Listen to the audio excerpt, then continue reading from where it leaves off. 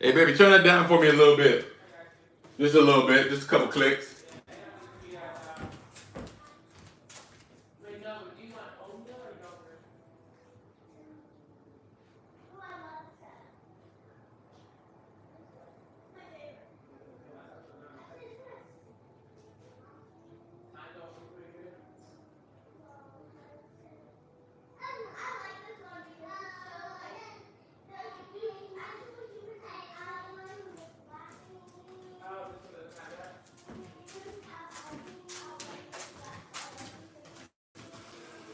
Morning, everybody.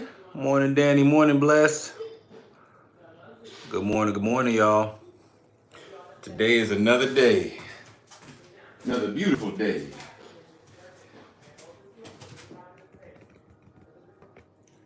Let me turn on my theme music.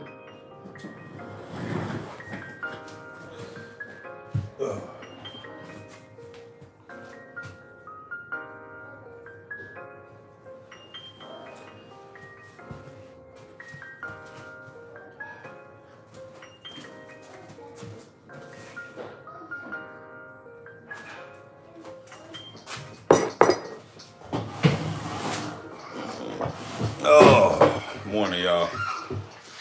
Today we are. Let me close this door. My kids in the back sound like they playing WWE.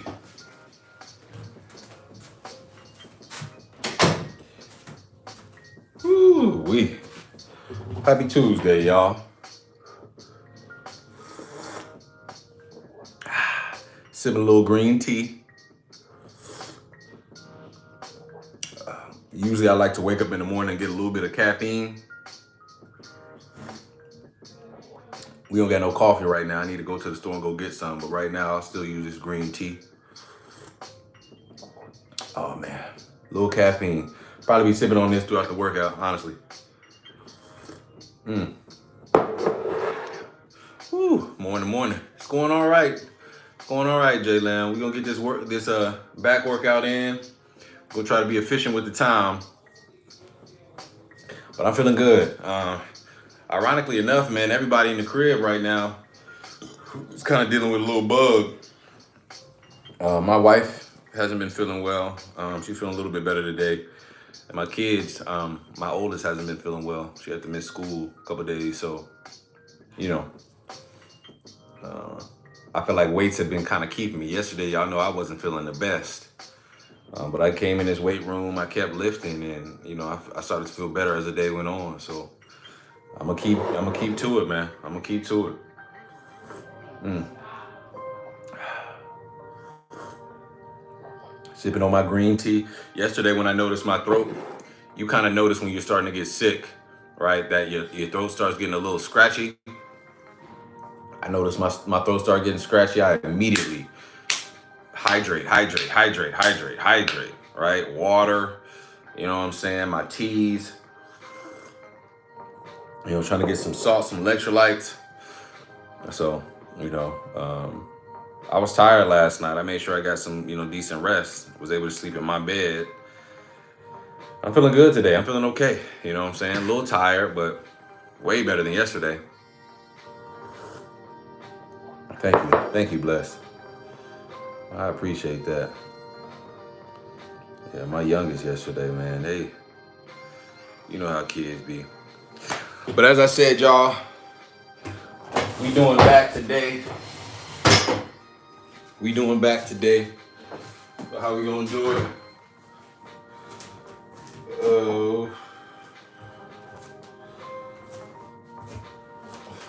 Matter of fact, let me give y'all a little bit more space to see.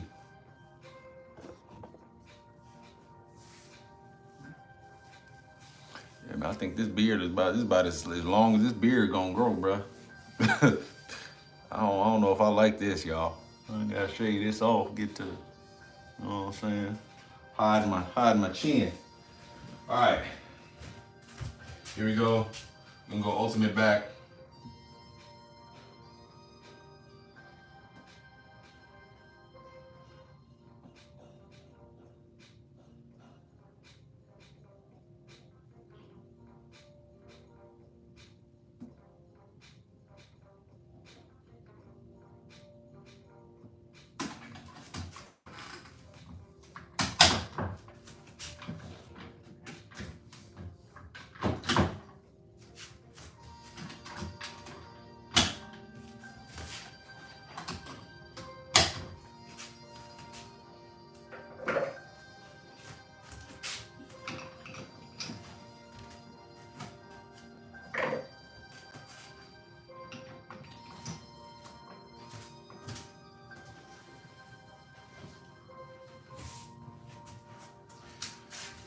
All right, here we go. Whew. I should probably get a little stretch in. What's been good with y'all, man? Anything new in y'all lives? Anything exciting? Anything scary?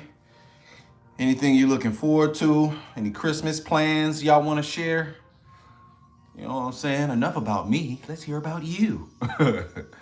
You know? Oh, boy.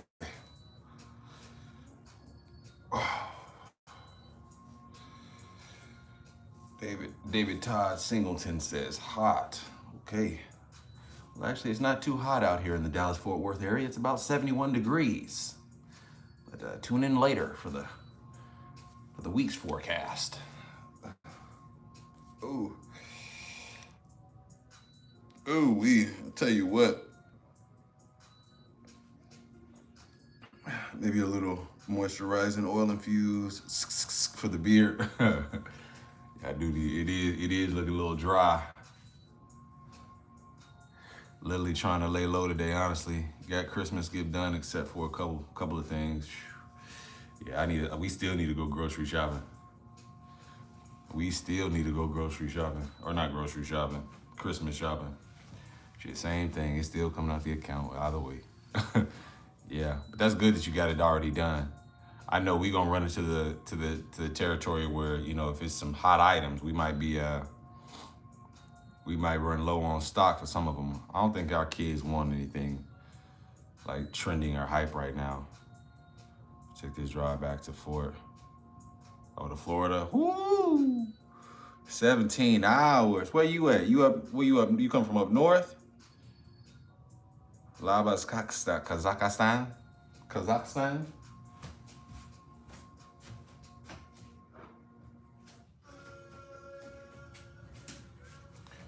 I'm trying not to do too much. These kids got enough. You know, I'm here, you, bro. I'm right there with you. Man, these kids, they get these toys, and I feel like after 2 weeks, them toys are sitting over in the corner. Toys just sitting in the corner. I was telling y'all this yesterday. Oh, from San Antonio? Okay. Yeah.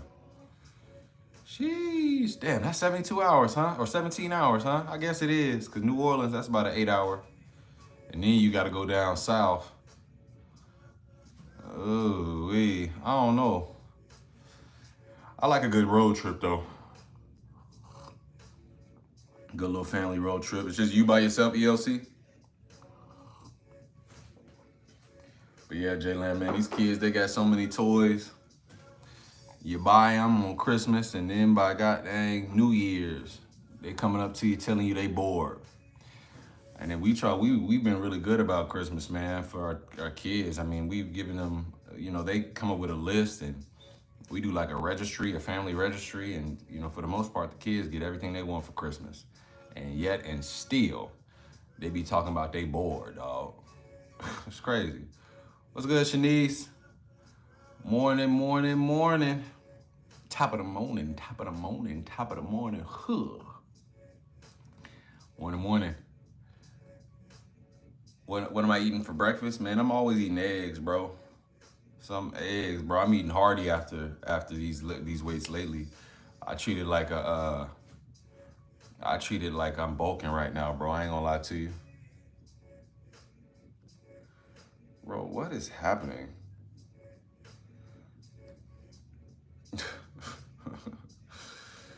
You and your dog, he be chilling in the front seat. Oh, okay, that's cool. Having a dog companion, the idea of having a dog companion seems cool, man. Sometimes I be seeing folks with their dogs and they little best friends.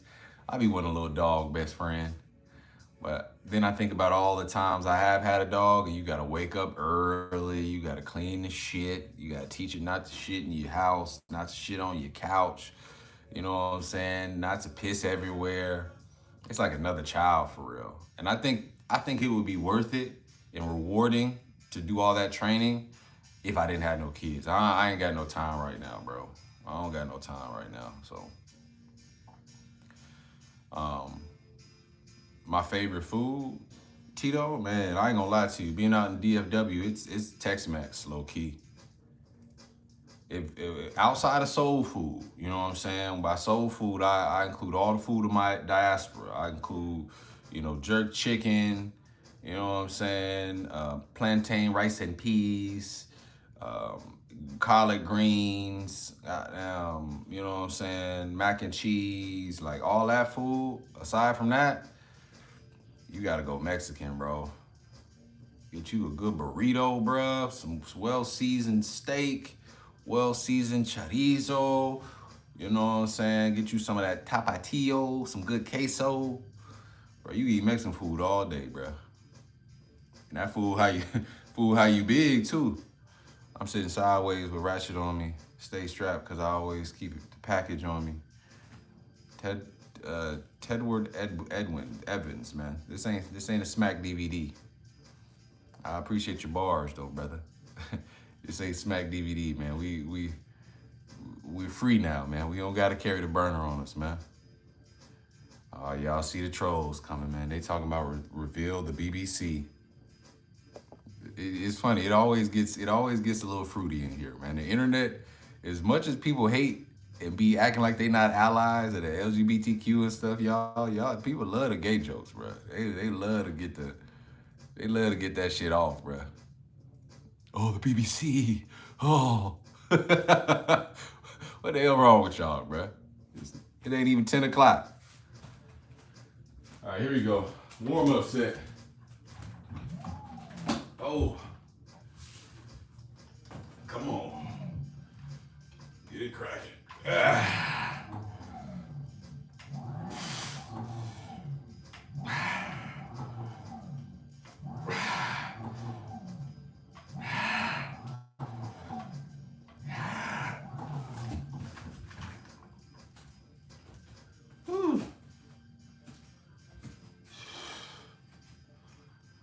Man,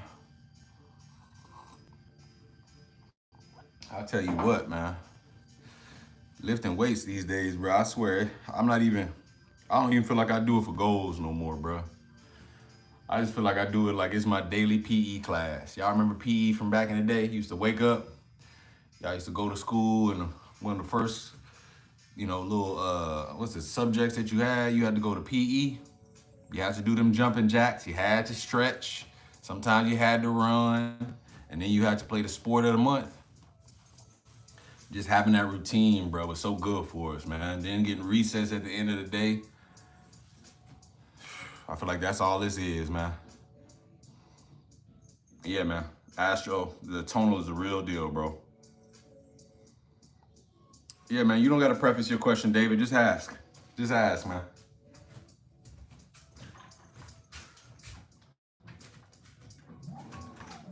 Here we go. 10 reps.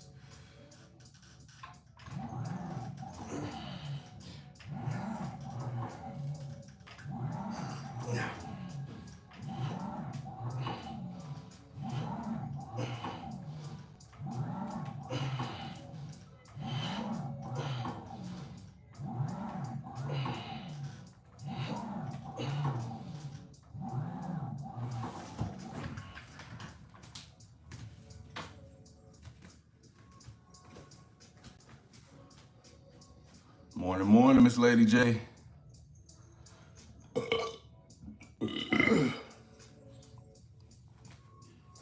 Good morning. We in here. Yeah. Good routine is everything, bless. That's I just been noticing. I just for a while, probably for like the first 2 years of doing the workouts, it was all about doing it for a goal or doing it to look a type of way. But now, I just do it because I don't want to remove it from my routine.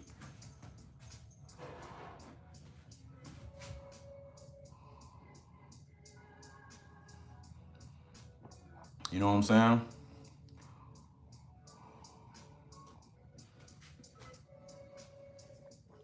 And I genuinely do feel like it's helping me out, helping my immune system out, helping how I feel.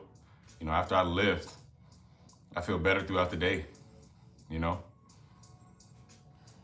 I don't know how to describe it.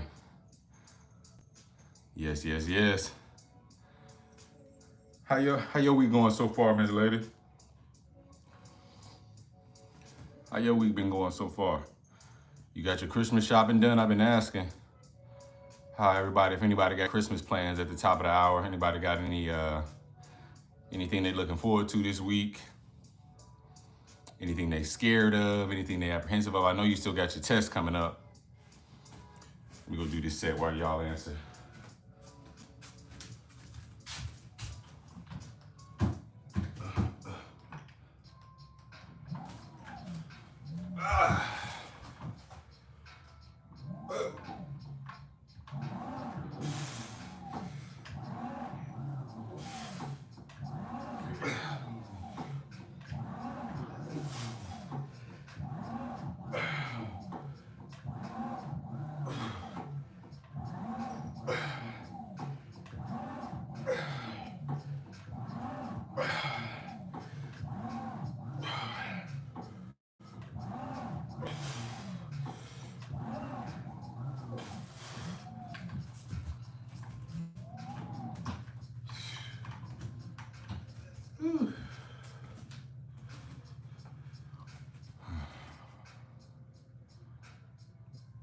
Detroit Lions, somebody want to pick them.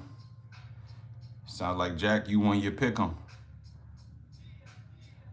So far, so good. Christmas shopping is not done. Look, all right, we right there with you. We right there with you. Amazon done got turned everybody into a procrastinator. I feel like when push come to shove, when you know you can go online and get something here next day, you know what I'm saying? Shit, I'm just picking from next day options. What can I get here in 24 to 48 hours? Make sure you do it a little bit in advance from the 25th. You'll be all right. All right. Praise up for them good results. David, this is a tonal. It's a tonal, David. Morning, LA. Salute, salute. Yeah. It's already written. You know you passed that test. Some best protein, man. I don't really, if you're talking food, chicken, salmon. Yeah, chicken, salmon, beef, good ground turkey. Thoughts on overnight oats for breakfast? They're not bad. It's a good carbohydrate. Make sure it's a quality one though, Nothing wrong with it for breakfast.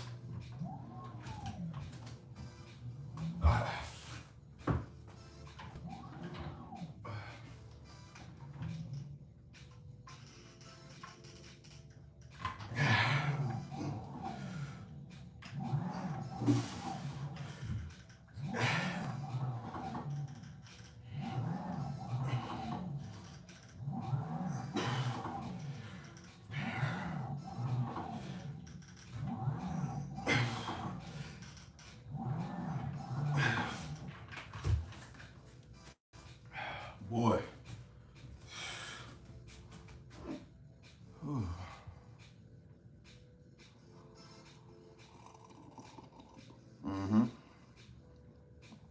There's a lot of cool recipes that you can use with overnight oats. I've seen people take overnight oats, protein, powder, and make like their own little oatmeal bars and shit. Like, I've seen people, like no bake protein cookies and stuff with oatmeal, overnight oats.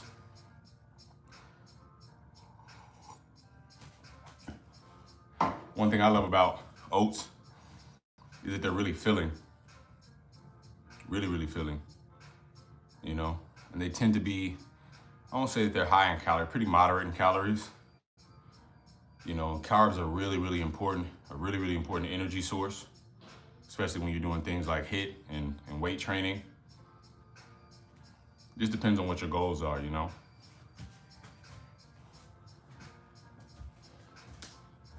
A lot of people have to watch their carbs.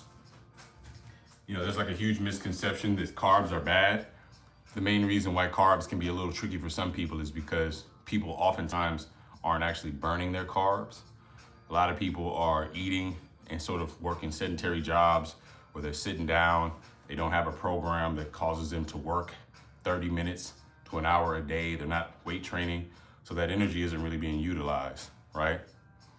And so you do that over a span of years, you know, from the moment that you get a job, it can spell trouble, you know, for weight gain. You know, then you know, depending on what your diet habits are, you know, if you're eating high octane crap, you know, you start developing a insulin sensitivity, and you know, a lot of people pre-diabetic and full on diabetic, you know, once you get on that track. So you got to be careful, you know. But it's and a great source of fiber. But oats shouldn't be giving you all those problems.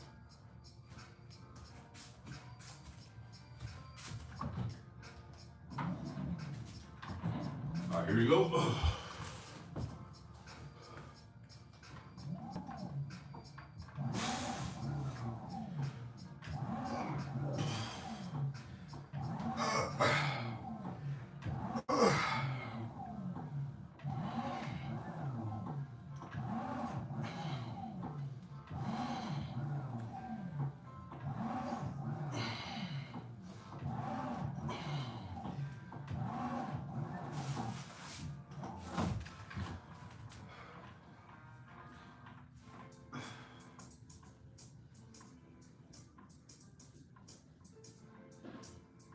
Oh, man.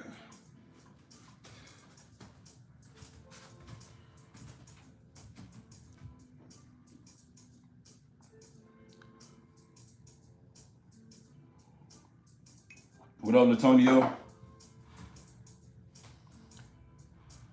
What up, Latonio? Yeah, doing low carbs, man. That's tough, bro. I've noticed in my body when I start to go too low on my carb, I see great results. But then I start to get them cravings, bro. Yesterday, Latonio, we was talking about craving chips. Your boy got a thing for them Doritos, bro. What's good, Riley? Appreciate you for the sub.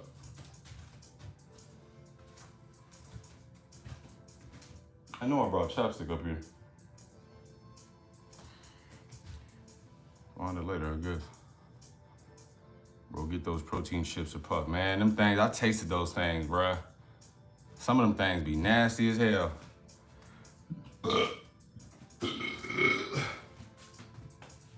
Belly burp. Some of them things be nasty as hell, bro. I remember I went to, I forget which gym. I might have went to a 24-hour, and they were selling them protein chips behind the counter. And I'm thinking, okay, let me get a protein smoothie, you know, a little banana joint, peanut butter, full 9. Let me get some of these buffalo protein chips, bro. I tasted them things, dog. Disgusting. Disgusting. I definitely get it if you got like that oral fixation and you just kind of want that chip texture and it don't really matter how they taste. But hell nah. Hell nah.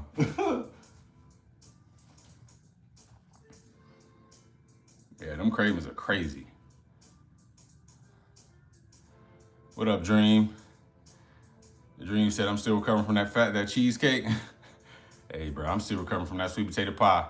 Matter of fact, I ain't even recovered from that sweet potato pie. I just decided, you know what? If you can't beat them, join them. Shit, I just said, you know what? We just bulking again. I called myself trying to cut y'all, and I can't do it. I'm not gonna be able to do it in holiday season. We got Christmas dinner we gonna eat, and you know I'm gonna eat for at least 2 or 3 days straight. You know what I'm saying? I know I'm gonna get some more sweet potato pie.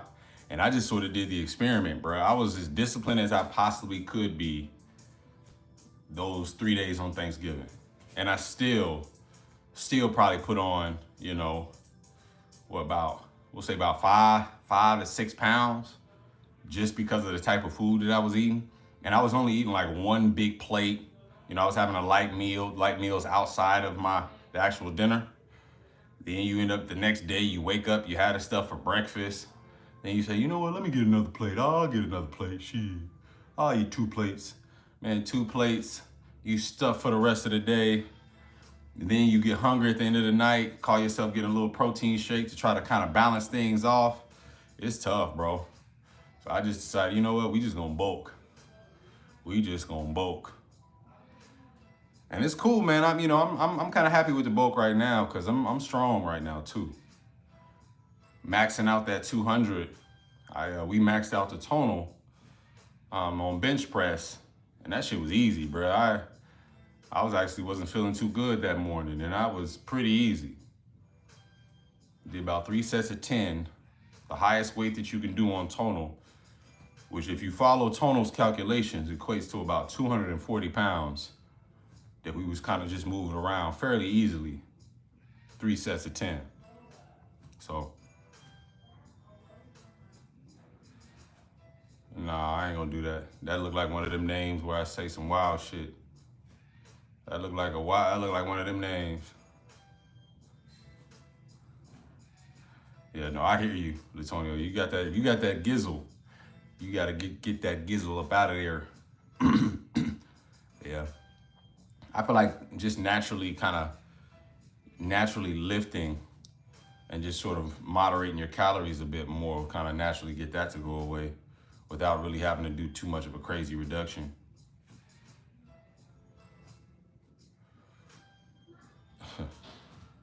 Loria, you came in hot. Loria, I ain't see you say nothing else this morning. I ain't see you say no good morning. I ain't even seen your username, girl. You came, or dude, whoever you are. I'm assuming a lady, but you came in off the bat talking about some BBL. Good morning, first off. Good morning to you. You know what I'm saying? Yeah, resistance bands, they do a job. They do a job, you know. They can definitely help you tone some things up. Said Loraya let it be known. She's like, look, I got the fatty. I've got the fatty. And people mistake it for BBL all the time. Okay? I'm just playing. We just kidding. I'm kidding. All right, here we go. Set of 6.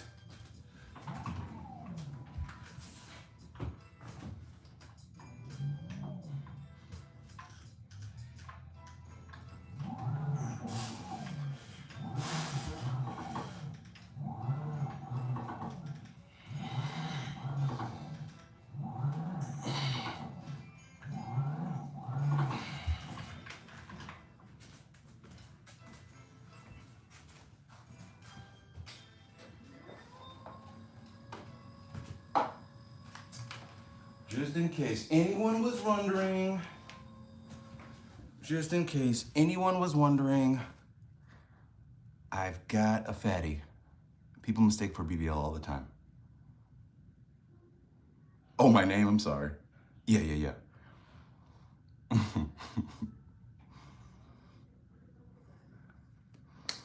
Is that from LeBron ad? Yeah, LeBron has advertised this machine. So it's Serena Williams, a few other people.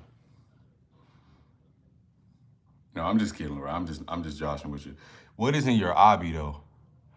Okay, I have to look closer. What is it? Oh, that's a tongue. Okay. All right now. You see something. You see something, and then you like see it, and you don't really want to confront what it is. So you just gotta slowly back up out of there. Let me back up out of there. All right. Hey man, But that's dope. Resistance bands. Resistance bands are cool. I seen a dude, y'all probably seen cat online. It's an African cat. He might be like 6'5". He swear that's all he do. He swear that's all he do is resistance band stuff. And bruh, he cut in, bruh. There might be something to that. What's the best chest workouts? Bro, I ain't gonna lie to you. I used to be bird chested. I still got a little bit of a bird cage. The best chest exercise, in my humble opinion, is incline bench press and flies.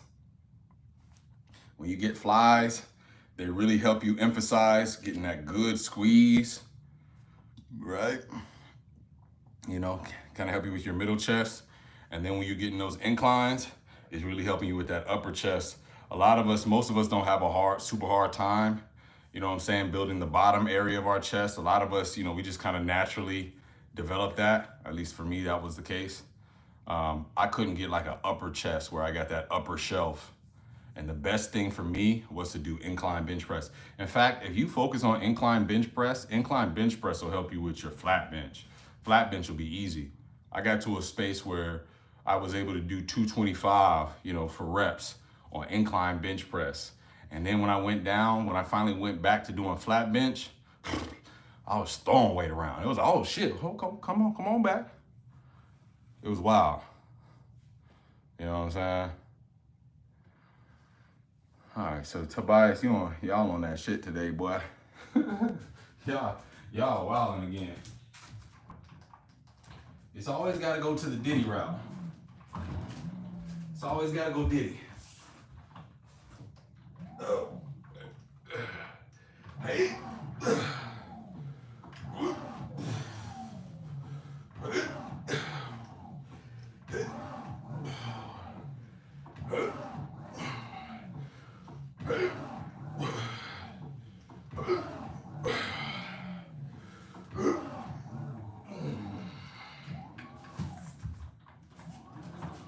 Peekaboo, I done put 2 cookies in my chain. Peekaboo, like a gang.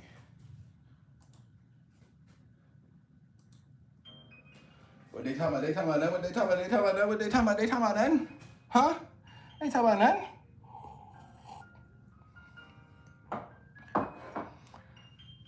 Yeah, but I say do those, Exile. Honestly, this might sound a little counterintuitive, but what really helped me was lowering my weights and trying to emphasize slow, negative, and positive. Because a lot of times when you get those free weights in particular, let's say you get,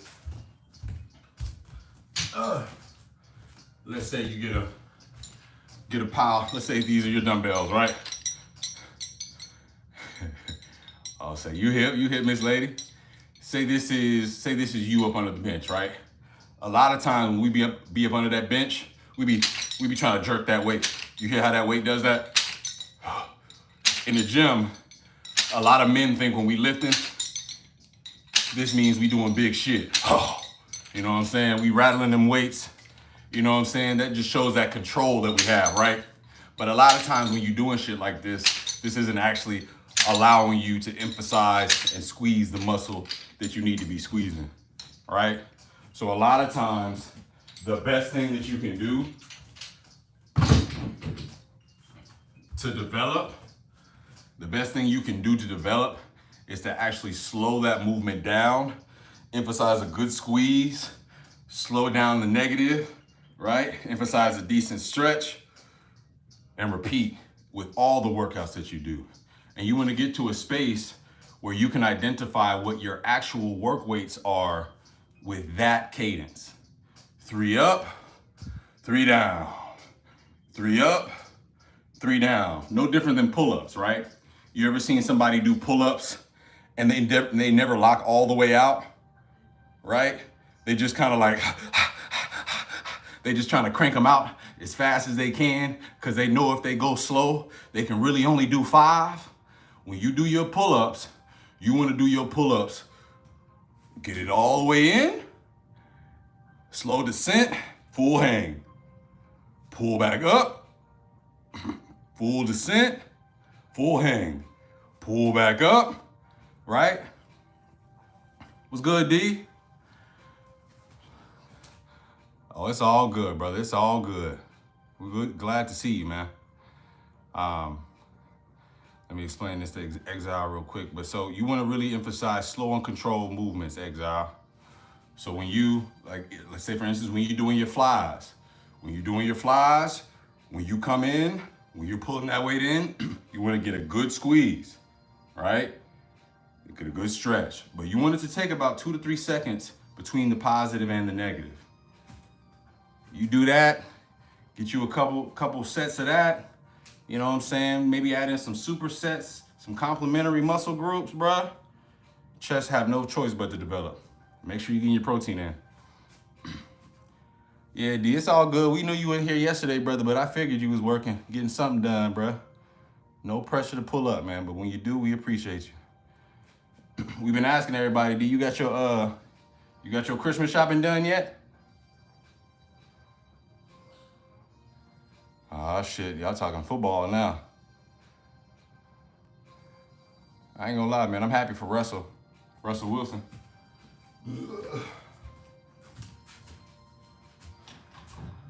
Whew. Ah. Hey, that's my... Hey.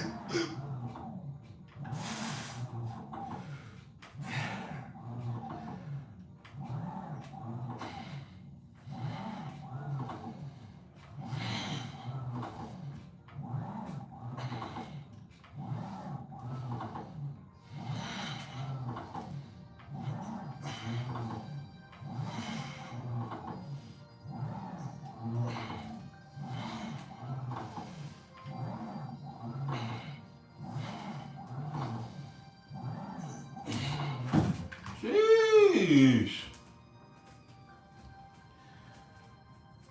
Ooh.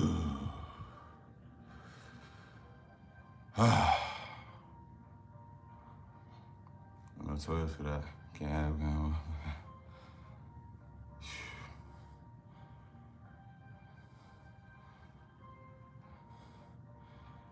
Man. What's good, Elliot? Shout out to the UK. I don't know what hench means though, man. What's hench mean? That's that UK slang, bro. Teach me that. What's that one? I might not use it, but I might use it. I don't know. I like to know a little slang from everywhere. What's hench mean?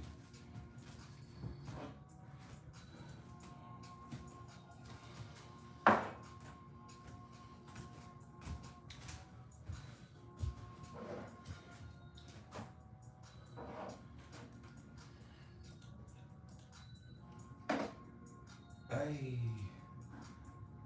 it's L.O. Shawty low. Hey, okay. Hey, okay. Hey.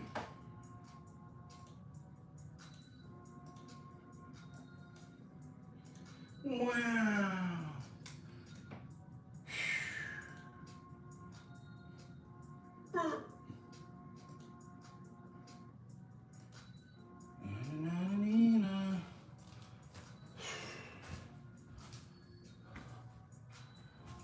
Are we doing back today, CG? Oh, hench equals swole, okay. Yeah, man, we've been doing this unintentional bulk. Holiday season, kind of punked your boy. Hearing that with no context. Anyone frame is hilarious. What you talking about, D? Oh, no context? What you talking about, D? I might be moved. Hench. Big, strong, Bill Hench. Okay. I got you. Okay, I hear you. Okay, hench. Yeah, like I said, bro, I got beaten in submission. Oh, the ad-libs. Oh, the shawty low. My bad. Yeah, okay, my bad. I get you. But as I was saying, yeah, man, this holiday season beat my ass into submission. I call myself wanting to cut down a little bit, and I don't think holiday is gonna allow it. I don't think it's gonna allow it. I actually think it might be better for me to be, kind of going through a traditional bulking and cutting cycle. But man, I was chunky for a long time, bro. So I be scared to bulk for real. I really do. I be scared, bro. I be scared to bulk because I be feeling like when I was my chunkiest and didn't have really a lot of muscle, I was probably like 225, 230 damn near. So anytime I see myself creeping up to like 210, 212, 214, I'm like, oh no, I ain't going back. I ain't going, man. And I know my muscle composition is different now, but it's just something about seeing that number on the scale. It's like, no, I can't be up. I can't be floating around no 220, bro. Yep. The OJ the Juice Man. Yep. May he rest in peace. He did. He died, right? I'm pretty sure he passed. Let me not put nobody in the grave.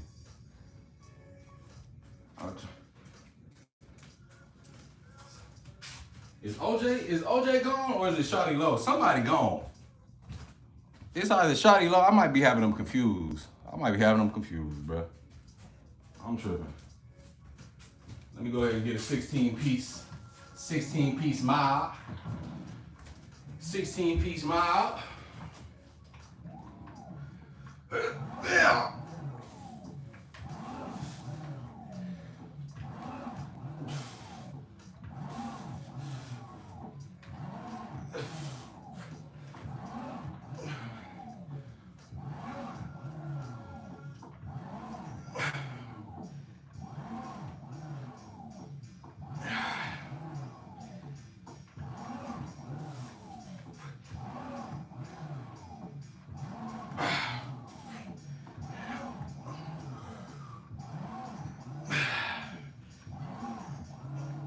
Woo!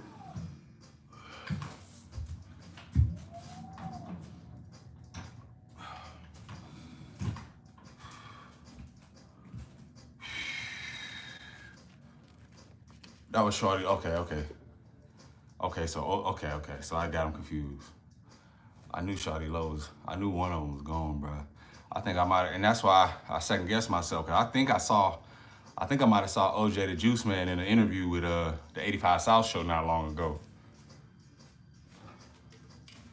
So that's what made me second guess. I was like, wait a minute. I was watching 85 not too long ago, and I'm pretty sure OJ the Juice, he was doing an interview.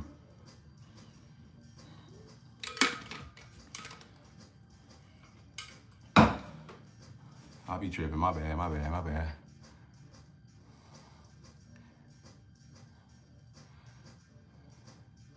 You never notice the counter flips when you're towards the end of a set? What do you mean when it flip?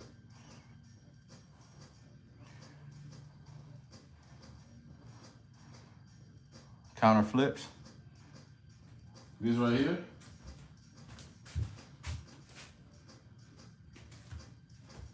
Like it's actually counting my sets. Now it says death on April. One day after he died from cancer. April.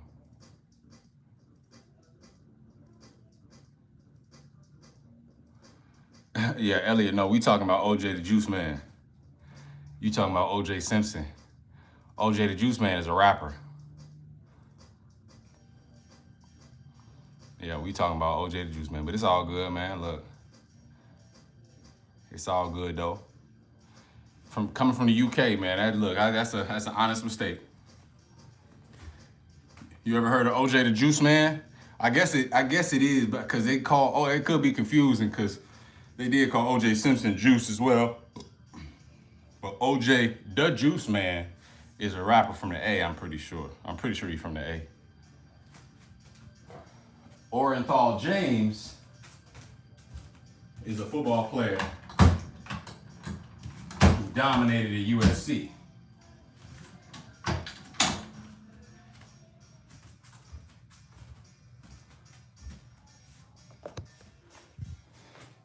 Nah, you good, Elliot, man. Don't be ashamed, brother. You know what I'm saying? Don't be ashamed, brother. I'm gonna put y'all.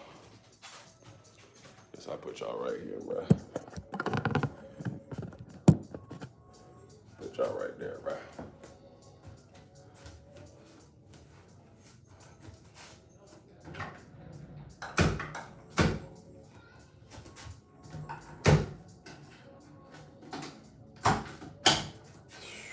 Ooh.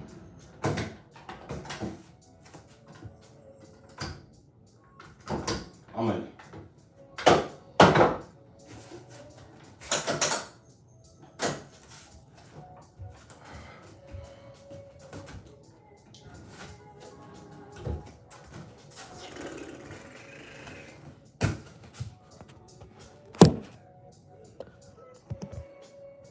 I'm saying?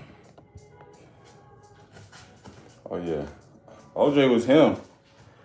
Before that case, before he, his situation, OJ was him. I'm not black, I'm OJ. Okay. There you go.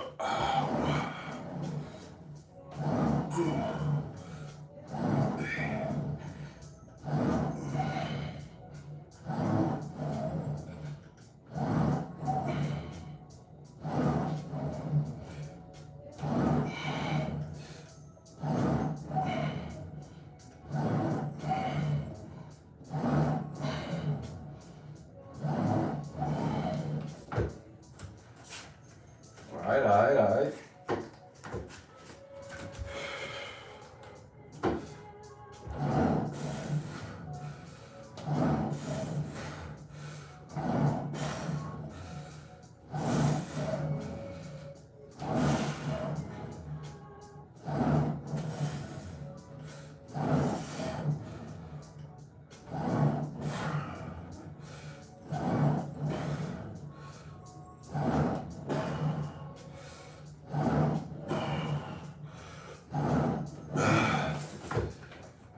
Woo!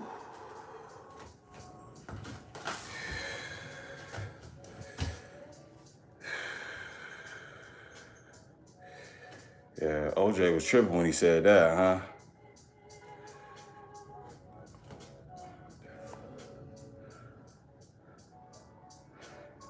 It's funny, OJ Simpson, he said he got a friend, one of his friends that's still around here kicking, came out not long ago and was saying that OJ admitted that he actually did it. That's crazy as hell, bro. Oh yeah, and the Jay-Z allegations, I don't expect those to. I'm surprised the case hasn't been dismissed. They finding all sorts of inconsistencies with the person's story. Her own father's not even really defending her anymore. He didn't corroborate really any of the story. And then they're also talking about how the locations don't really match.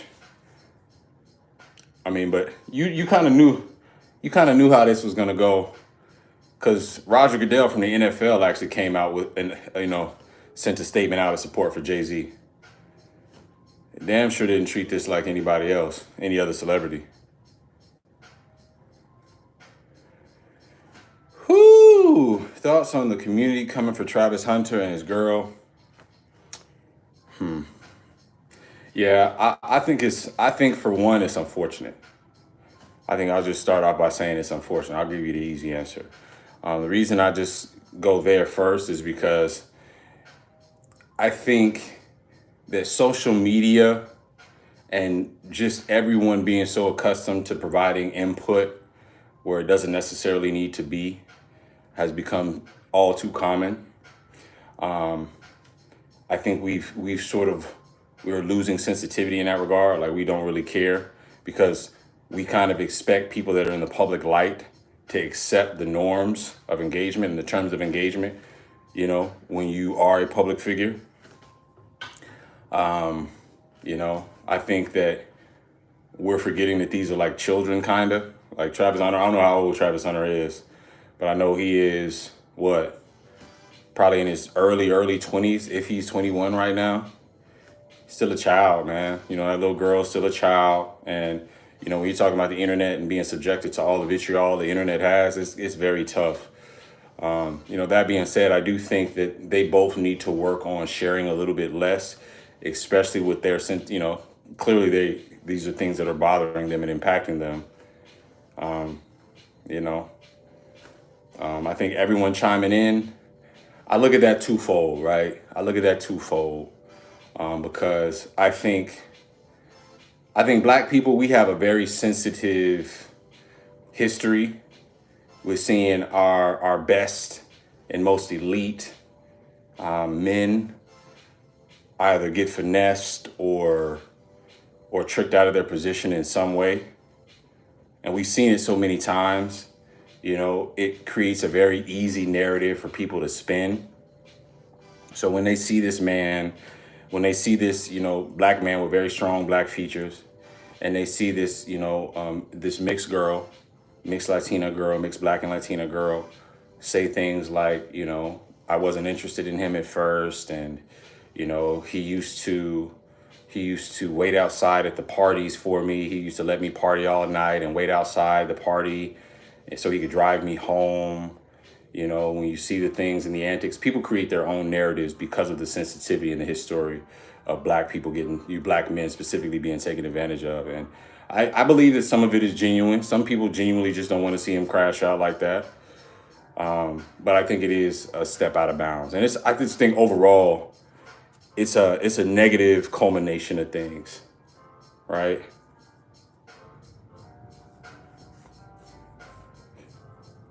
Yeah. I hear you. I hear you, D. And like I said, I think the answer to why people care, yeah, and they don't want him to be taken advantage of. And I think that's really what it is, D. I think it's because a lot of us see that young man who's not conventionally handsome, not conventionally attractive, and we see him with such a bright future and potential.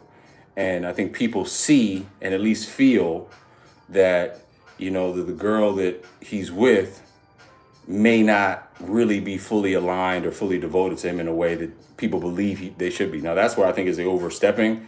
But if you're asking the why, I think that's why. I think, it's like people see him, they see that child, they see that young boy coming from a, impoverished background, a strange father who was still in his life, mother, who had him young. And they see that he's overcome some circumstances to get to his position. And, people root for him, comedian Godfrey, I believe he's a genuine supporter of him, right? And they hear and see things that give them cause for pause. I think everybody kind of everybody believes that they can spare him from something. You know what I'm saying? And that ain't really how it works.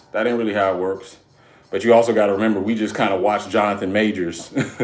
We see how a lot of these relationships end up just in general. And granted, it ain't your business. If you see a crash out, somebody about to crash out, shit, let them crash out. They grown, they got to learn. But when it comes to this young boy who a lot of people are rooting for and a lot of people are following his story, unfortunately, it's currently now perceived that this young woman is the one thing that could potentially, trick him out of his position. And I don't think people want to see that, but yeah.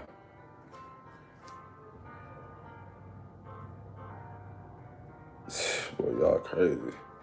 And that's the lesson he has to learn, even if it happens. But we don't even know. Yeah, that's true. She might just need to be taught how to support a man in public. She clearly is lacking in some areas, and that all can change over time. I agree. Like I said, you don't have. I think it's a nuanced situation. I'm not a person. I do think it's a violation, especially understanding that these guys are kids, right? I think it's a violation to be sitting up here and trying to, tear down this little girl who may not be conducting herself the way that you want her to conduct herself for some professional athlete. Like, that's a lot of stuff that we're projecting on her. You know what I'm saying? That's a lot of stuff that we're projecting on her, that decorum that we think she should have. Like, she's just a child. Like, she's got to learn as well. And we got to be able to give her grace and at least assume positive intent. I just think that a lot of us, like Ms. Lady said earlier, we see this young black boy with these strong black features who is really, really good at sports. And we know that there are a lot of people that are going to be praying after him, because we also see that he's got a good heart. Like, it's a good kid, man. Like, he's a really good kid, And I resonate with some of that as well. Like, as a good kid, you're taught to respect women. You're taught to honor women. You're taught to see the best. You're taught to assume positive intent. Like, you're not really taught to look at people like they could be shady. Like, you're not really being taught the game and how people are going to try to finesse you. Those are things that you kind of got to learn on your own. And so we see this young kid with such a bright future, and a lot of people want to go into protective mode. I think in they're trying to protect that kid, they are absolutely overstepping, though. I agree. Sometimes you have to let people take a chance on their own life, even when but yeah, you can't just cast assumptions. I agree. I think it's tricky. It's tricky because, like, let's say for instance, let's talk the. What do you think about the Jalen? What's the guy? The Jalen Green? Is it Jalen Green? The point guard from the Rockets. Point guard from the Rockets, and him messing with what's that girl? Um, Drea. I think he's messing with Drea. What's good, Riley? What's good, Raya? I think his name is Jalen Brown. He's a point guard for the Rockets. And Drea, they just got together, and she's got a son his same age. You know, I would say I would say I would say it definitely is different, but the logic technically, in my opinion, should still apply because Drea could have learned. Drea's been through. She's had experiences, but it's possible that this is a young opportunity with fresh eyes and fresh perspective, and they just appreciate each other in a real, genuine way. You know, some people believe that Drea should have that opportunity. She should have that ability to sort of, quote unquote, have that wholeness deleted, as she says. I'm not calling her no hoe or nothing like that. You know what I'm saying? Some people kind of align with that logic, like, hey, let him figure it out. He's a grown man.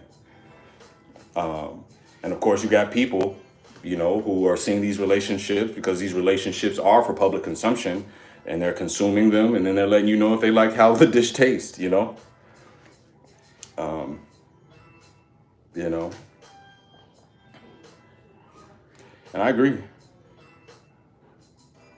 But that's what I'm saying, and you're absolutely right, Ms. Lady. That's what I'm saying. It's like, adults. I think the logic has to apply consistently. Because if adults are going to be out here and they're going to make their mistakes. And granted, these are different circumstances. But like, if I had a son, and I'm just be honest with you, if I had a son, if Travis Hunter was my son, and I saw, some of the stuff that I saw, and I heard some of the stuff that I heard about this young girl, I would want to have a conversation. I would want to have a conversation. Just to kind of understand. And obviously, as a parent, I'm not trying to control the situation, but I think as a parent, you would probably have an opinion based on what you saw in public. You know, um, you're right, but I never had such a strong opinion on what they got going on. I was just like, oh, that's interesting. It is. I wanted you since I was a jit type of, yeah, and I get that too. Shit, like. I think the thing about opinions these days is like everybody is encouraged to have them. All of our apps are basically asking for our 140 to 200, whatever the character limits are. All of our these apps are asking for our opinions. All of them are.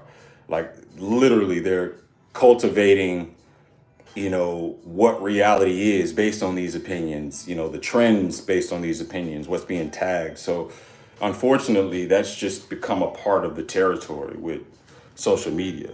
If you're a public figure and you're out here, you almost have to consider the public opinion, with every move and action that you take. People are going to fault you for not reading the room these days. It's like that's your responsibility now. So it's almost impossible to take away that factor when it comes to these relationships. If you are, getting in that type of age gap relationship, you just better be strong. You know what I'm saying? I would like to say that people should keep their opinions to themselves, but it's like people in relationships aren't even keeping the relationship shit to themselves. Remy Ma, Papoose, Cardi B, Offset, you know what I'm saying? We know all these people business. But nobody wants to be nobody wants you in their business, but just somehow they run into the internet to tell it. So it's just a really weird place that we're in right now. I agree. I agree. I think, like I said, I think seeing some of the adults come online, I think that's a violation. Doing that shit in public, that's a violation. If For my mentors, the policy isn't to check me in public. It's to check me in the intimate space where we can be out. Because as I just mentioned, public consumption, public fodder. If you really care about me, you really love me, then you're not trying to add to the negative attention. You know that your opinion is going to come with a compounding effect of negativity in my life. If you love me, you care about me, pull me to the side. G-check me to the side. Shit, I'm even for, what I'm saying, jumping somebody on the side. You feel like somebody need their ass whooped, do that shit in private. You know what I'm saying? But don't make it public fodder. Hell yeah, folk like aunties. Yeah, don't get the game twisted, bro. Look at here. Look at here. Look, I'm married, brother, but you know what I'm saying? We ain't doing no YBs. You know what I'm saying? I tell all the time, we ain't doing no YBs. Can't do that, bro. It's just crazy. And you can understand, like I was listening to the Joe Budden podcast yesterday. They were talking about it. They're like, older women, they know what they want. They, a lot of times they're no nonsense. You know what I'm saying? They can be very direct. Sometimes they can be a little bit more nurturing. You know what I'm saying? They have their ideal and like where their dynamic, how they want it to be. You know what I'm saying? They also putting you up on game. So you making, they can help you make better decisions with your money, your coin. Sometimes they more practical. You know what I'm saying? They've been through life already. So they, some of the pitfalls that you're gonna go through with a YB, you can just skip right over them. You know what I'm saying? It's tricky. It's tricky. When I saw old boy with Dre, I thought it was exactly what you saw, D. Oh, okay, yeah. He been growing up. He was a little teenager. He saw her, and she probably landed on thick, bruh. I seen a clip where she was feeding that boy some food. I was like, damn, boy, that boy over there getting his Gerber. That boy over there getting his Gerber, getting that baby food. He was eating it just like this, too. I'm like, damn, I wonder if she feeding that boy, she getting flashbacks. Her son the same age. But shit, I get it, bruh. Good morning. Papoose and Remy, Black Love, huh? Sheesh. I'm 19, what's max age I should go for? Man, don't ask me. It's funny, this came up in our group chat not too long ago. You can't share the contents of the group chat. I don't like to cast black love on these celebrity couples. It's just set up for a letdown. Yeah, it's funny. We lost all our black love couples too, bruh. We lost Tia and her dude Caleb. What's his name? Tia Mowry and her dude. They were an acting couple. Will Smith and Jada out here looking crazy in the light. Remy and Pat out here looking crazy in the light. It's like having a fantasy. Let Jalen have it while he's young. Man, look. Only scary part about it, man, and I think a lot of times when these guys have money, I think the reality of it is a lot of us who are in different socioeconomic situations, we look at this like tread lightly, young man, because a lot of us, and fans of these people, we live vicariously through them, unfortunately. We have a weird symbiotic relationship with these athletes, these celebrities. A lot of us go, oh man, if I was in his position, this is what I would do. If I had $1 million, that's part of the banter that comes with being fans, right? And so a lot of us are looking at these young men and being like, yo, bruh, you taking the wrong turn, brother. It's kind of like, what's the dude's name?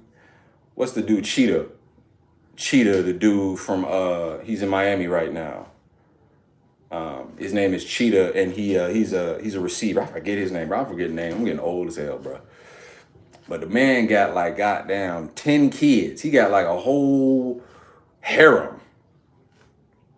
He got like a whole harem. He just having babies. He got a baby here, over there.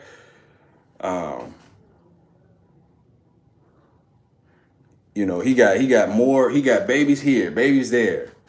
And a lot of us can say, yeah, bruh, you young, bruh. Get it how you live, dog. Sam, bruh. We saying be positive, Sam. Do you have a problem being positive, Sam?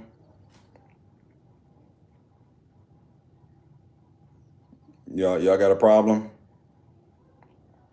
That's all we asking for. Be positive, man. It's a positive community, dog. But you see a lot of these athletes, man. You see a lot of these athletes out here. They just kind of moving how they want to move, and if you had so much money, if you had so that much money where it didn't seem like your decisions had really any negative implications, you on child support or whatever it is, you could give as much money. You could put 1 million on people's heads and just make a problem go away, and you got hundreds of millions of dollars.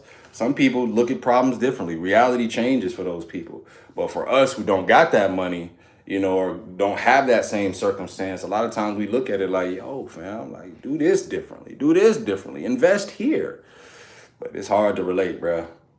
And so that's why it'd be hard for us to go, man, let these cats live, let these cats do what they do. Because people do have a weird invested relationship with these people that they're fans of or that they follow. It's an interesting thing. Yeah, I agree, Daisy. You know, it's just, I honestly believe, there's a Bible verse, man. There's a Bible verse.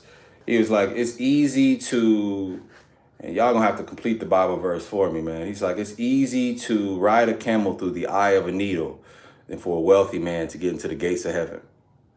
I keep that scripture ingrained, bruh, and probably not verbatim, but just the spirit of that scripture, because what it tells me, man, is that money really changes people in a way that is not all good. When you have enough money where you don't have any worry, any care, any thought of where your next meal, where your family's next meal, where you just feel like you have accomplished, you got all the, like you play a game, anytime you play Grand Theft Auto or a game where you get all the cheat codes.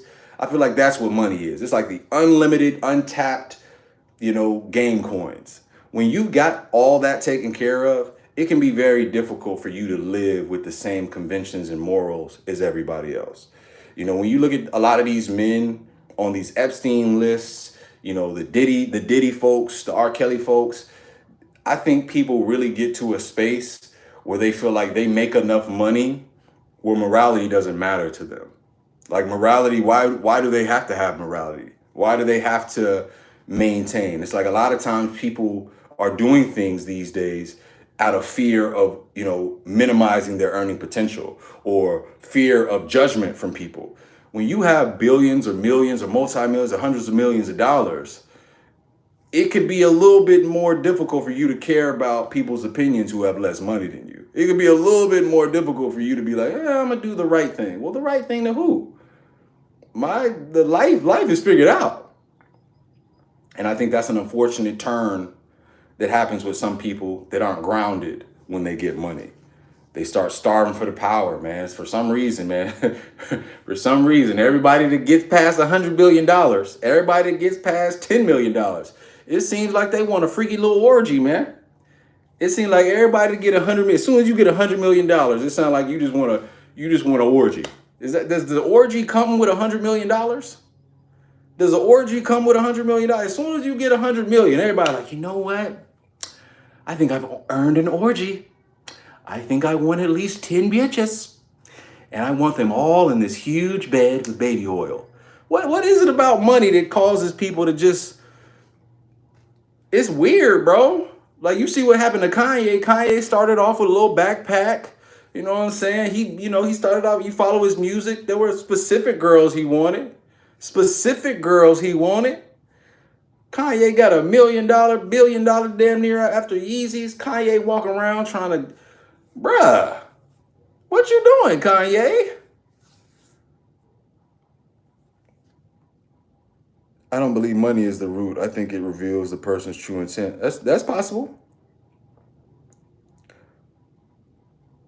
But it's weird though. The only reason I'll counter that, D, is because how many people who, because of their struggle, do you think can be manipulated by coming up to them and saying, you know what? Hey, I'll give you $100 million if you let me slap your mama in the face. Just slap her as hard as I can in the face. I'll give you $100 million, right?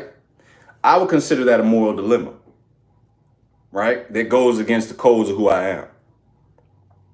But there's a lot of people. It was never their true intent to see their mama get slapped. It was never their true intent. It was never their intent. It's not even in their honor code to allow their mama or any women in their life to get charged or to get hurt. But I believe that there are people who are firmly against violence against women who will literally mitigate that in their minds and go, you know what? For $100 million, I can give my mama a good aftercare after that. We can get her, as soon as mama get hit, some people mama will tell, baby, which side you want to slap me on, baby? Can I put Vaseline on when you do it? There's a lot of mamas out there right now that be like, baby, shut your ass up. He gonna get $100 million. Right here, baby. Go ahead, slap me. You want to do it twice? I'll let you get both sides for $100 million. So I think it's tough. I think it's tough. The money opens up these wild options and possibilities. The primary problem is the company they keep combined with the money. I agree there too. I'm telling you, bro, I think money changes things for a lot of people. And I think, unfortunately, it's all relative to your struggle and where you are in life and whether or not you have the privilege of maintaining your morals, virtues, and integrity. A lot of people, like, I don't know what it's like to be born without a mother and a father in my life. I've had my mother and father in my life from the moment I was born, my mom and my dad, who have been preaching morals and integrity and all those things. You know, I feel like I've been very blessed and fortunate that they're still here. I met my great grandmother, I met my grandmother. You know, I believe in living a certain way because I've been poured into a certain way, right? I never had to grow up living in an environment where, you know, my mother was strung out on drugs, my father wasn't around, or, you know, I was beaten, or I had a mother who was telling me I wasn't shit, or a dad who was telling me I wasn't shit, or feeling like I had to choose between joining a gang or getting my ass beat up every day. Like, I didn't have the reality that a lot of people have had trying to maintain morals and integrity. You know what I'm saying? I worked at Walmart at a time and thought to myself, man, I hate it here. I really hate it here. If somebody came to me, offered me $100 million with any of those backgrounds that I mentioned to slap my mama in the face, I might say, hell yeah, slap that bitch. I don't like her. She don't like me anyway. Mama, come here. Yeah, he said he want to talk to you. Yeah. Yeah, he's going to talk to you. You know what I'm saying? It's tough, bro. And I think money do some evil thing. But I agree. I mean, I think it's all shades of the truth in every perspective that we have here. Like, I think for people that want to be, you know, morally upstanding, it can bring out the things that you're trying to hide and keep behind closed doors. But I also think it has a power for people who are dealing with trauma, people who are really dealing with the struggle. It has a power to, you know, trade in your morals and your integrity so you can get rid of that struggle, bro. You know, I work every single day obsessing about trying to secure the future of my family and my kids, man. Every single day. I don't get spare time. I may have an hour, 2 hours, you know what I'm saying, between this and the time after work. This is work time right now that I'm taking. You know, that is my life's goal, you know, and that will come with an attrition to my body, my mental health, all those things. It's the sacrifice that we make. I'm not at a position where I would compromise my morals and integrity for $100 million. But even I can say, if someone offered me $100 million, it wouldn't cause me to compromise, but it would be like, oh, God damn, man. Stop playing, man. Go on with that. You know what I'm saying? It'd be like, damn. All right, nope. You know what I'm saying? And that's even as a person, you know, who in a lot of ways has had his role paid by God. May he rest in peace. I'd say, all glory to God. Sorry, may he rest in peace. So I think money is very powerful, man. Money is very powerful. Because I'll say this, I think it really all depends on what you look at the money as and what your relationship with money is. For me, I look at it as kids' college fund. I look at it as setting my family up for success. I look at it as, you know, taking away all the worry and strain, you know, that we potentially have. And to get rid of all those things, you will bargain. You'll be okay, so what do you want? And from there, your morals and integrity come in place.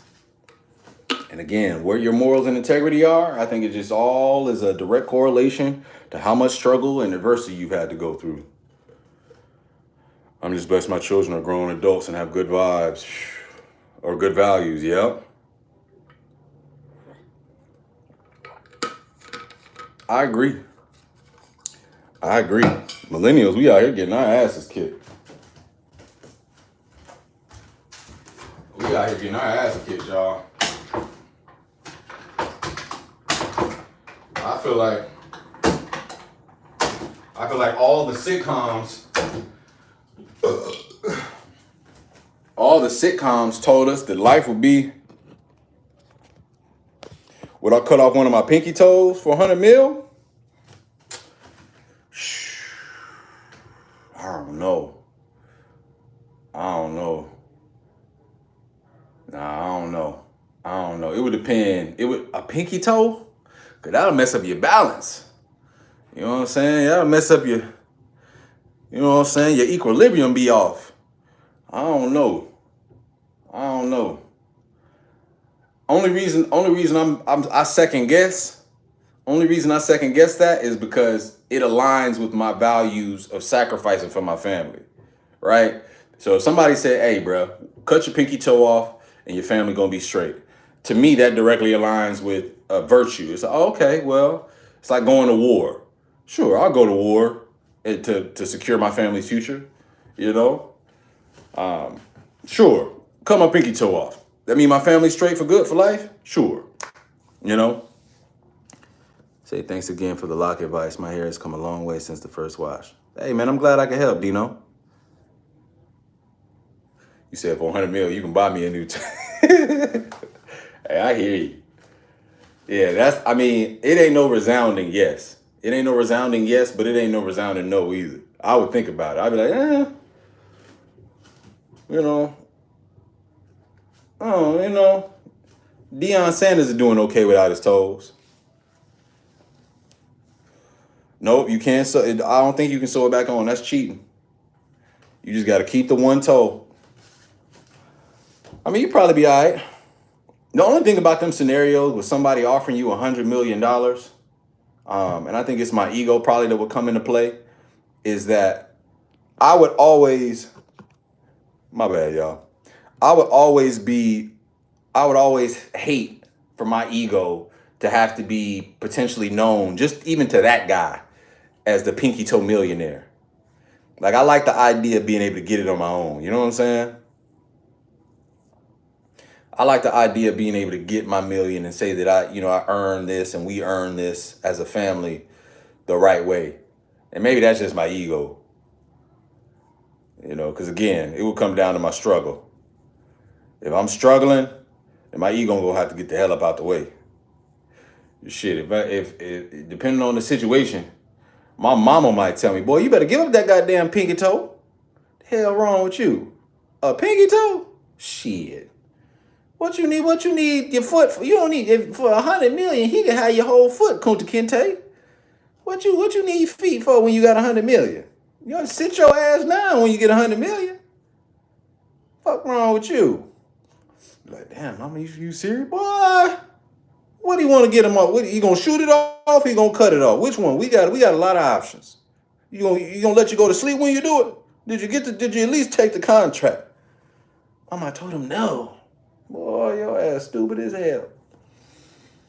Nah, I don't know. Yeah, get it how you live. 10 toes in while you standing on business. Quinn, for you to, I don't know if you 72 speaking like that, Quinn. Get it how you live it. 10 toes in while you standing on. You ain't 72. Morning, Quinn. Quinn funny, bro. Wait a minute. Yeah, that was. Oh my God, this hurts.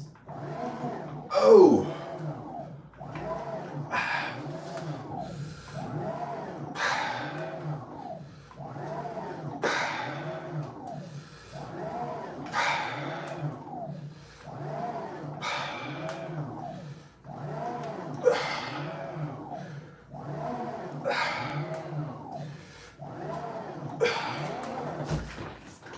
I'm a big stepper, certified stepper.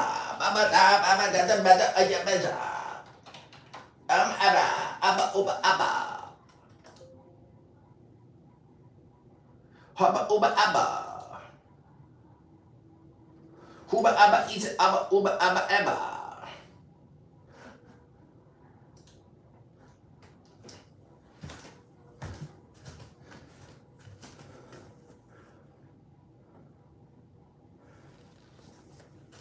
That was good. That was clever, Quinn. That was clever. You are all right, Quinn. That was a hell of an entrance too. That was a hell of bravo. I gotta give you a hand. Bravo. That was good. That was good. That was good. You know what I'm saying? You might have some black in you, Quinn. That's smooth right there. I love good comedic timing. I say you might be mixed. You might be mixed for real. All right, look. That ain't all Germany in there. I'm just playing.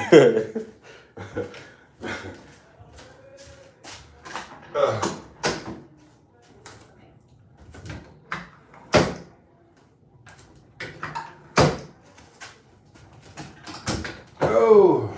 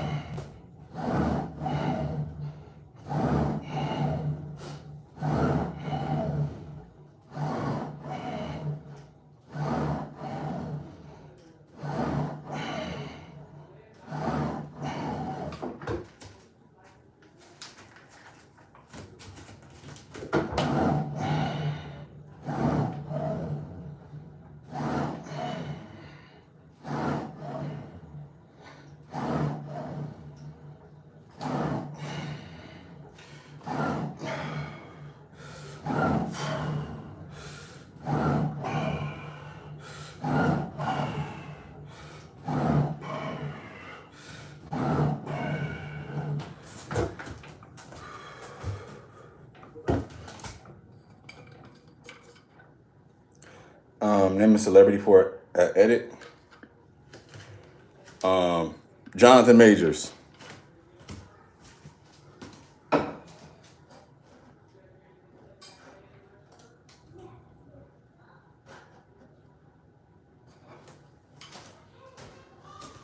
Rooting for Jonathan Majors, man.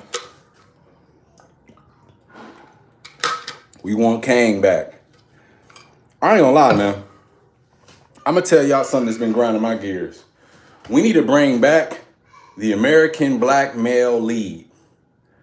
I'm sorry, man. I'm talking about the American black male lead with like those great acting chops. Jonathan Majors was next in line, bro. Jonathan Majors was next in line, bro. And I don't got nothing against the UK and all the brothers and sisters, the Dams and Idris, the Idris Elbas, Idris Part 1, Part 2. I don't got no problem with them, bro. You know? But for young black men in America, it is very important. It is very important that we have our level of reputation, man, or representation.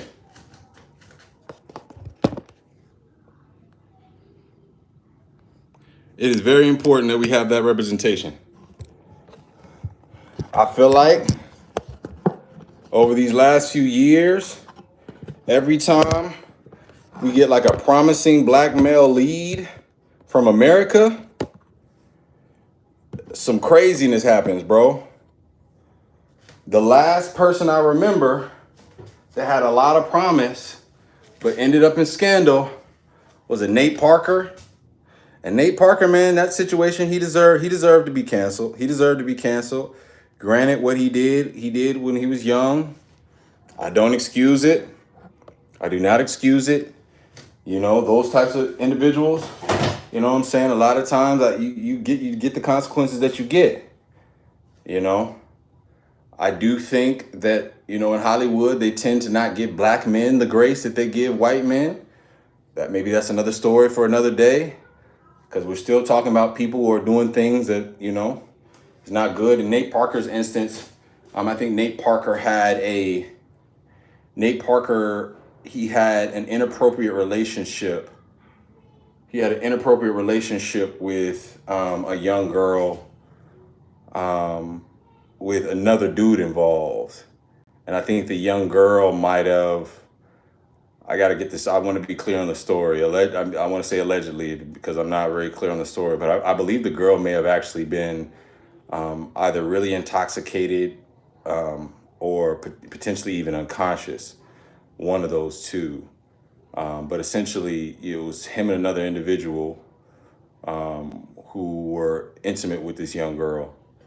And of course, the girl came forward and said that, she didn't, this was something that she regretted. This wasn't something that was consensual on her end. And it was one of those murky stories. I kind of want to pull it up now because I don't want to botch it any more than I have been. But, for in a situation like that, as a person who don't even believe in dudes running trains, like I've been clowning niggas running trains since I was in middle school. I was like, bro, why are y'all in the same, what are y'all doing? I've always thought it was taking advantage of a girl. So of course, for me, I judge that situation appropriate to me in my worldview. I view it like, yeah, bro, that was wrong. You deserve the consequences. But we saw him seemingly trying to do some great things, for Black cinema, telling the story of, was it Nat Turner that he tried to tell the story of? And as soon as he was trying to tell that story, man, it's like completely got canceled. Now with Jonathan Majors, his situation, I think is a little different. I think his situation is a little different. And I don't know, man. I just think, no, I don't know what you're talking about, a clown on a train. No, what I'm saying is a train is a sexual act where multiple men are engaging with one woman. It's like when one woman is having sex with multiple men at a time. It doesn't have to be at the same time. It could be like, yo, tag in. Could be at the same time, but yeah. Since a child, I've always felt like that was wrong. And I remember there was a time where young men thought that was kosher to do. There were young girls, a lot of them that didn't have dads at home, didn't have moms that were watching, that just kind of wanted attention, didn't understand, whether or not they were loved and sought to be loved through these acts, sought to be relevant or popular through these acts. And I felt like a lot of men back then in those eras in high school were taking advantage of those little girls, man. I've always felt that way. So hearing Nate Parker was involved in a situation that was similar like that, I definitely understand it's a cultural thing, but I've never aligned with that view, bro. I've never aligned with that being okay. But in Jonathan Major's instance, I think it's a little different. When you see a man on camera running from a woman, you know what I'm saying, and he gets charged with, accidentally injuring her in the process of trying to throw her back in a car where she's allegedly swinging on him, trying to keep him in a car. I just think that's a different circumstance, bro. That's a different circumstance. And I think it's unfortunate that Jonathan Majors has been tried in a court of public opinion with text messages that are, damning, but without context. A lot of stuff. I just think that he should have had another chance. And I don't know, for some reason, Black men, it's like the process of making it out of lower socioeconomic America, the odds of you coming out with clean hands are just, it's tough.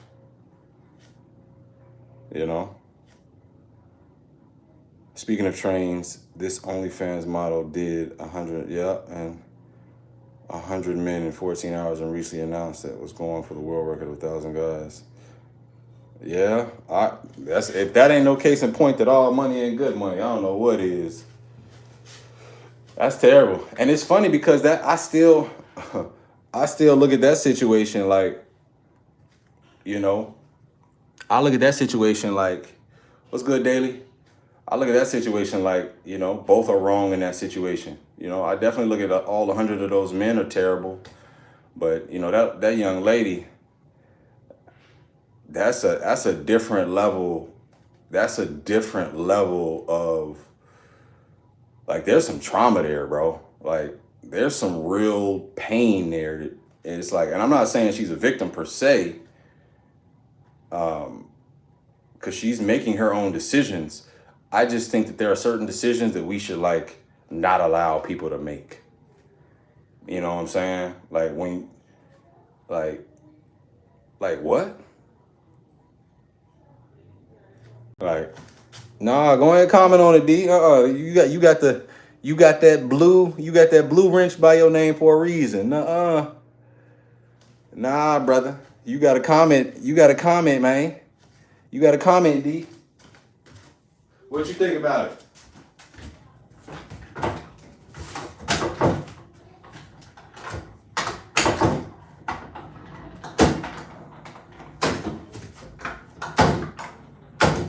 The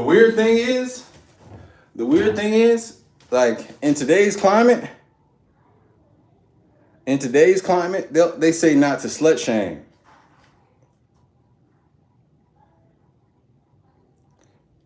Not going to comment on it. She's not. What happened, D? She's not? Oh, she's not? Okay. Like, how do you turn your OnlyFans into a family operation? Ooh. Yeah, see, you telling me. So she the Britney Spears of this thing, huh? She ain't go through the Mickey Mouse Club. She went to the Titty Bounce Club. No, that's terrible, bro. Why, bro? These are intrusive thoughts. Why, bro? Everything can't be a joke. Okay. Yeah, it's terrible. Well, that's a fair point.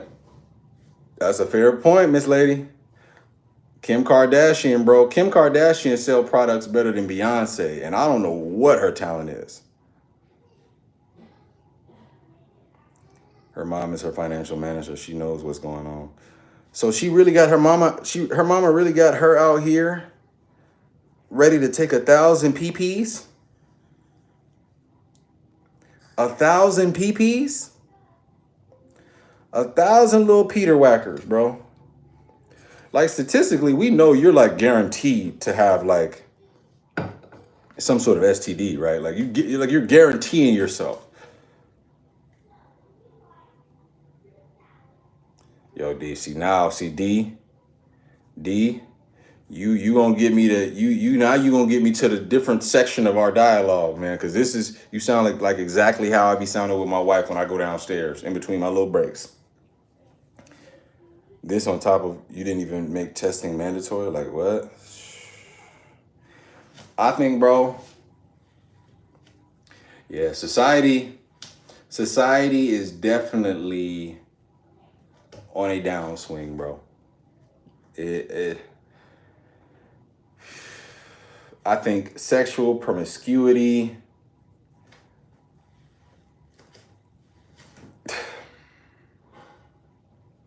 I don't know, man. It's just bad. It's just bad. I think I don't know how to formulate my opinions without just being blunt.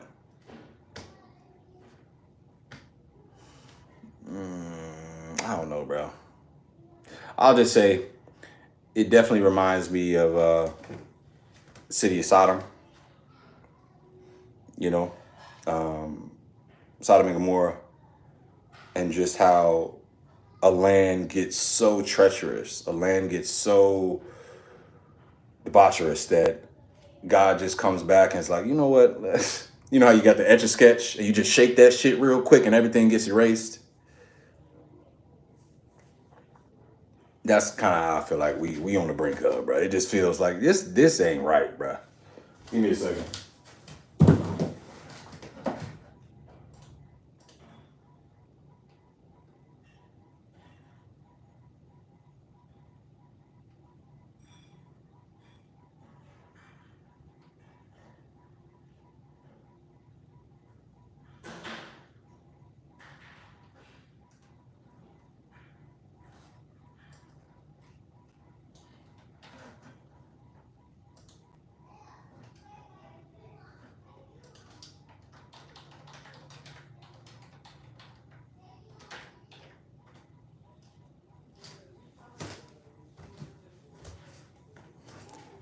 Shorty literally said she only remembers 6 times God down. Then had the audacity to say, if you want to be part of making the history, sign up. You ain't the ones. What's wrong with you? Yeah, man. I think we definitely lost the plot, man. I think moral integrity is like eroded completely, and I think it permeates through every facet of like everything. I don't even just look at OnlyFans. Like I think OnlyFans is one thing.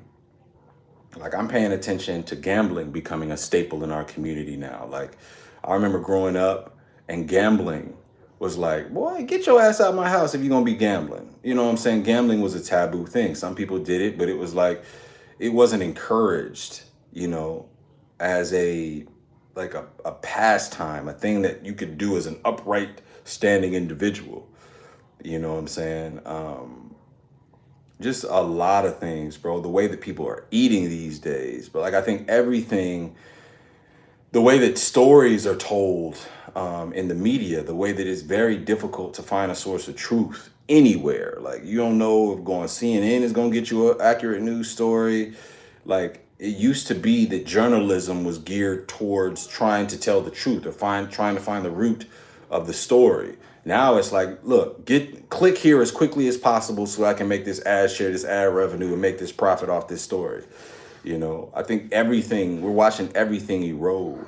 And I think when you talk about OnlyFans and pornography and how, you know, these things and just the little dopamine that you get from these things have sort of taken over, I think all these things are just exploits.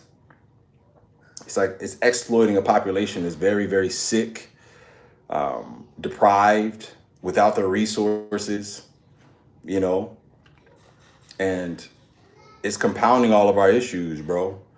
You know, a lot of people that go that OnlyFans or that porno route, bro, are people in trauma, trying to empower themselves in the only way that they know how, dealing with coping mechanisms and empowering themselves through these means because there's a community that is like-minded that allows them to feel that way. But like, dog, like whether it's right or wrong is like we don't even have a mechanism to analyze right and wrong anymore. It's just what it is. It's like there's so many hurt people, bro. Hurt people have become the new normal. You know, hurt people have become the new normal. Their coping mechanisms have become the new normal. You know what I'm saying? When you know, and I don't have anything against like rap or hip hop because I believe it's sort of like, it just tells the story that, sort of echoes throughout our communities a lot of the times. But when you look at, the or not the Sean Johns, the trap rap, when you look at, Sexy Red, when you look at even the rappers that we had, Plies, and how the music has sort of gotten more and more vulgar, less and less talent oriented. It's like it's becoming a new normal, man. All this eroded moral integrity and just conditions aren't improving. And as a result, everything is sort of echoing that, you know? It's weird. Journalism is nothing the same once they gave all neutral reports. They all gave neutral reports. I think talent's not being rewarded anymore because people don't relate to talent. You know, it's kind of like when you think about why people enjoy a rap artist, literacy has to come in play there. You're not going to be able to tell me that you understand how to dissect the poetic device when you have a fifth grade reading level, bro. Sure, yeah, you at fifth grade and fourth grade reading level, sixth grade reading level, you might only fancy a simile, like as. You might not be able to deal with, complex metaphors and entendres and alliteration riddled throughout. And you might not be able to deal with all. You might not appreciate a haiku when you motherfucking got a third grade reading level, bro. You might not. And so it all impacts, like, who we are impacts what we receive a lot of the times, right? And so yeah, it's like talent isn't going to be rewarded. Of course, nobody wants a bridge anymore. People don't, they call in Doechii Harriet Tubman rap. I'm like, God damn, that's the art form. That is the art form. People don't appreciate the art form because people aren't learning the art form. You know, people, some of your most talented singers out there are ignored. You know, that's exactly why people hate on Kendrick because it's like it's too much. It's like it's too much to consume. If you got an artist like that, he will challenge you to address your own inadequacies, not only from the subject matter, but from the ability to even consume the product. Like, God damn, what are you talking about? And then, us in our community, when we don't understand something, we sort of create a distance and a barrier. We like to make fun of it. Like, we like to create a negative, interpretation. Like, oh, that little smart ass nigga. You know how the memes, they would be like, black folks will clown anything. Oh, look at him. Look at him. He's being a good dad. Look at him being a great citizen. You know what I'm saying? Our community, and I'm not too much on us, but we'll clown people that come from a silver spoon. Like that's not the goal. So it's tricky out here, bruh.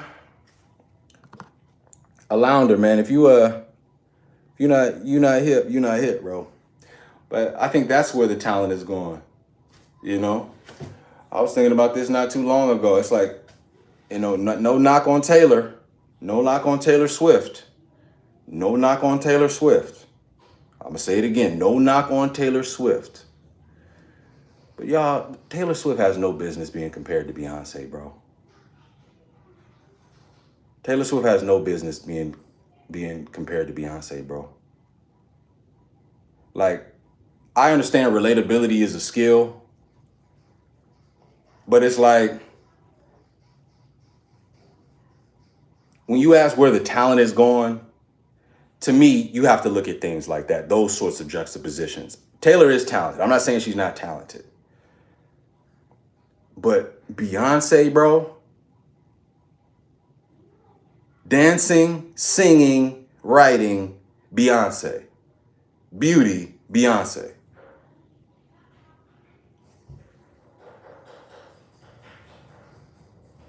Like, what? That's where the talent is going.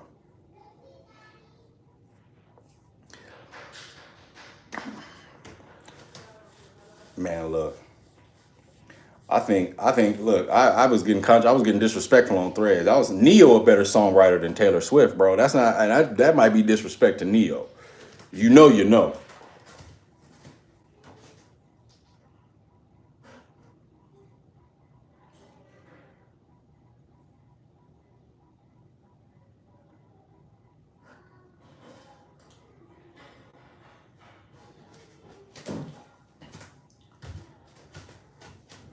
Man, look, Kim Kardashian, that might be a tough one. I think they could be neck and neck. I don't know about that one. Kim Kardashian is definitely a great marketer for sure. Bro, Neo is, bro. People gotta look up Neo's catalog, bro. He done wrote hits for Beyonce. He done wrote hits for Rihanna. He done wrote hits for Carrie Hilson's best hits. He done wrote hits for Jamie Foxx. Like like people got to really do their homework, bro. Shit, Tank. You look at the singer Tank. Why why Rosie O'Donnell sings better than Taylor Swift? Stop it. Like you look at the singer Tank. Why isn't Tank a bigger artist than Sam Smith? What's good, Chase? What's good, cuz? We talking music and talent, bro. No, Carrie definitely do got a pen. I ain't knocking. People don't know about Neo Bless. I'm trying to tell you. Neo's pen is crazy. Tank's pen game is crazy. Tank's pen game is crazy, and his singing vocal game is crazy. And it only took Sam Smith to do one ballad, and he just became. I say all that to say because I done veered topics. When you ask where the talent is going, I think it's really going with the people. People don't have the ability and the capacity to understand it and appreciate it at all levels. I'm okay with having music that serves an audience, that doesn't cause you to think. I'm okay with that. I listen to some YN music to this day and be like, oh, okay, it's cool, yeah. But I also have a deep appreciation for when someone's pushing the art form to its highest level, right? You have to know the difference. You can't have a conversation where you put Future in the same conversation as Kendrick Lamar and even a J. Cole. You can't do that. You cannot put Future in the same conversation you would put a Jadakiss.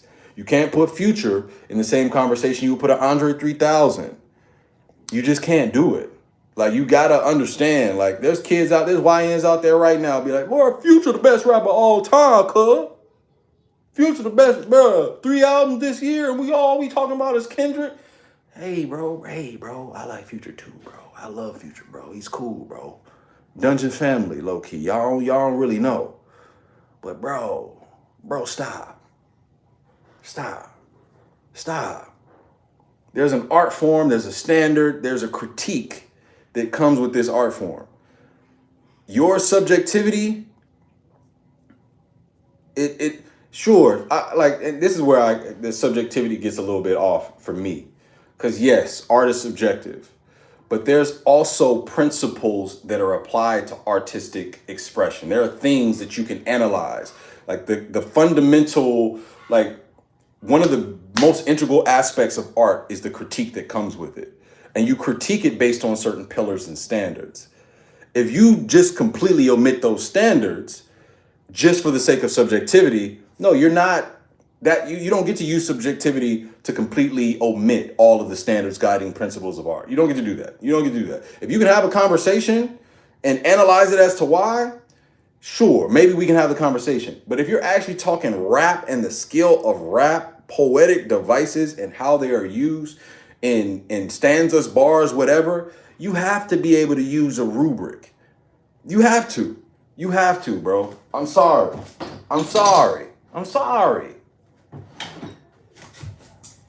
I love Future, bro.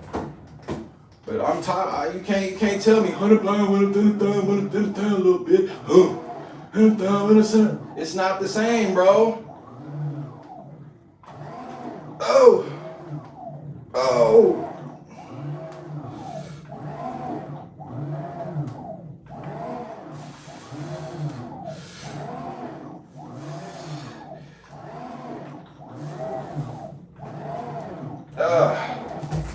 It's not the same, bro.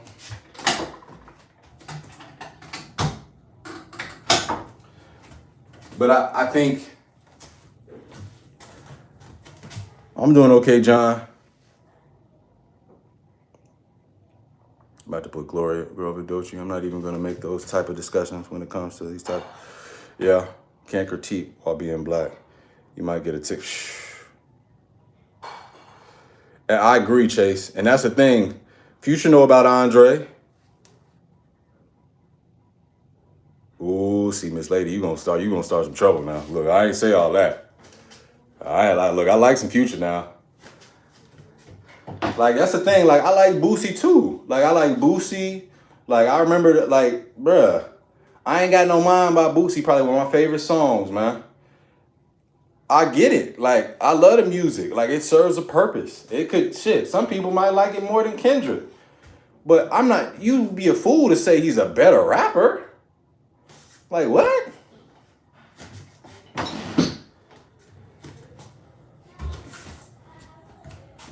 All I'll say is that, what we were talking about earlier, Chase, we started off talking about that girl who's trying to do 100 or 1,000 bodies in 1 hour.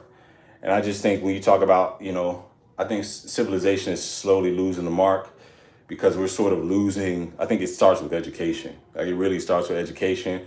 It starts with making sure people have the resources that they need. Like, we're not actually building informed, healthy, minded, moral, upstanding individuals anymore. We're not. We're not upholding crafts. We're not upholding morals.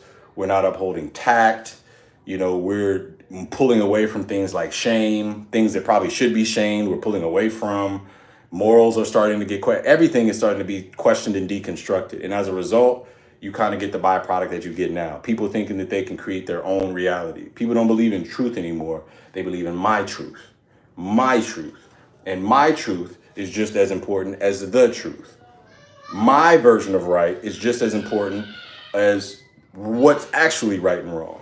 And I think as we continue to deconstruct things in society, as we continue to kind of get to spaces where, you know, capitalism and just trying to get a coin, right? Trying to get a dollar, news organizations trying to, you know, impart best practices or just giving you guys sensationalized headlines. I think we're just going to get this dog eat dog world where everybody doing what the hell they want to do. It's going to be less family values. It's going to be, you know, less concern or care about the arts.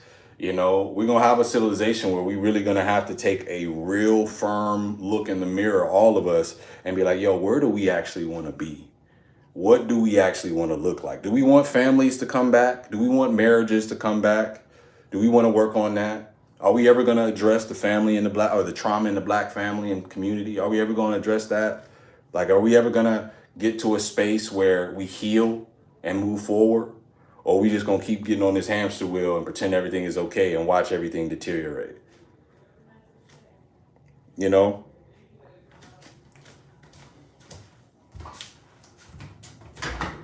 Because until we answer those questions, everybody out here gonna be fucked up to some level, bro.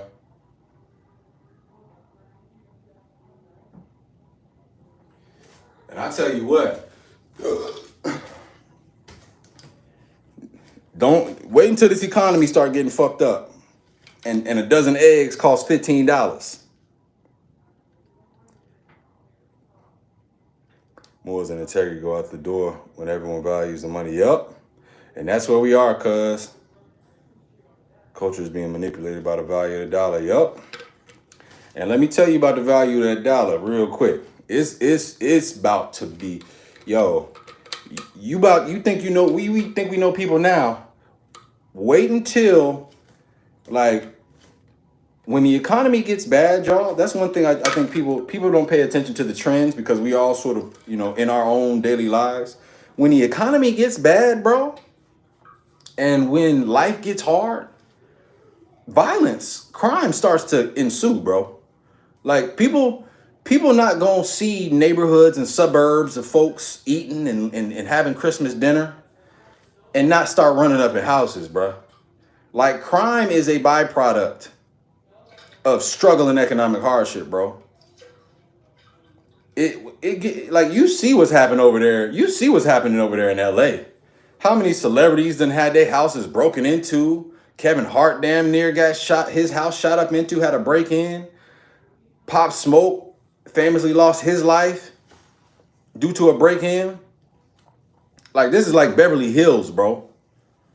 And as things get more expensive, as families have less and less answers to the questions of their daily lives, they working 40 plus hours, 60 plus hours a week and still living check to check, having to use credit cards to buy basic needs and functions. You best believe, bro, people gonna be out here going ham.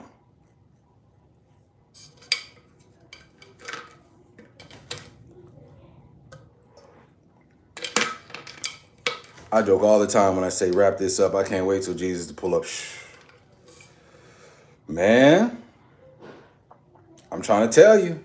And a lot of times, bro, I'll tell you, the economy, in my humble opinion, I think it has impacts on how we perceive celebrities and how we, you know, our appetite to want to eat the rich. You know, a lot of us are very, very angry. You ever been online and you just been online for like 10 minutes, maybe doing a live like this? Y'all see the trolls.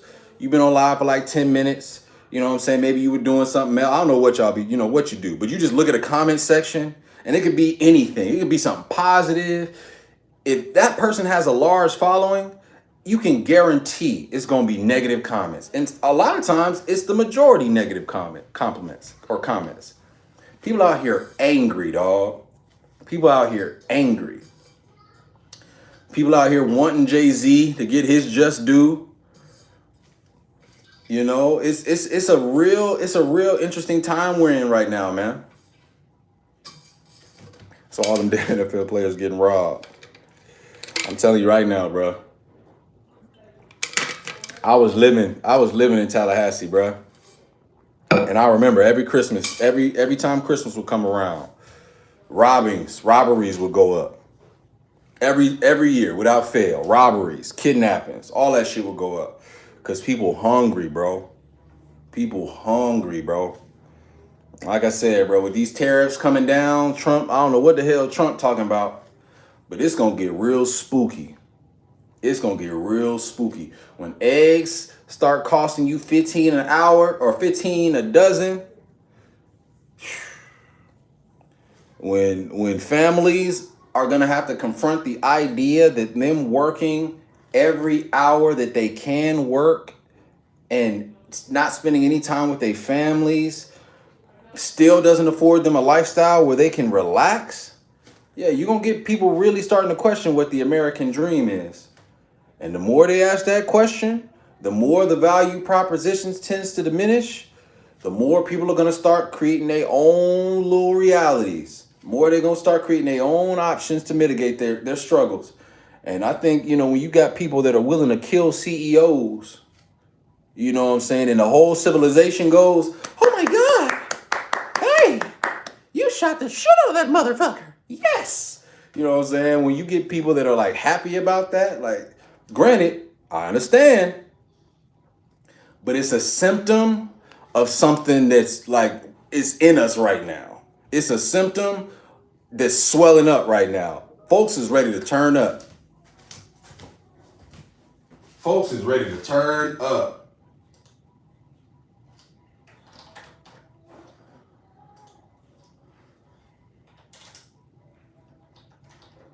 Give me a second.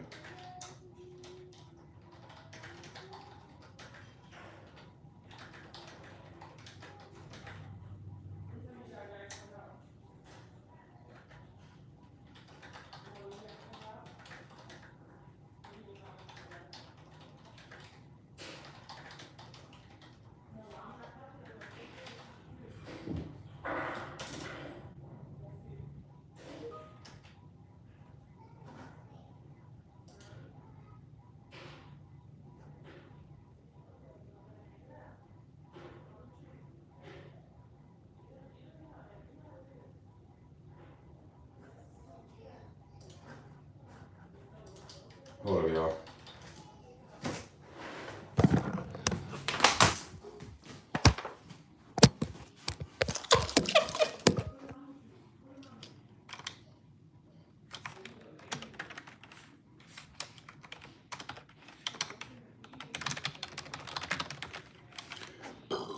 Oh.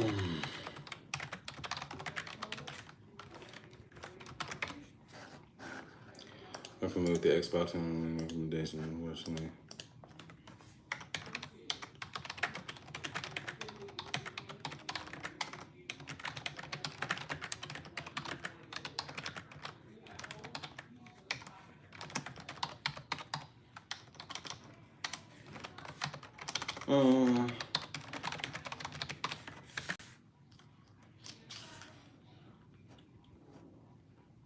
I'm pretty sure.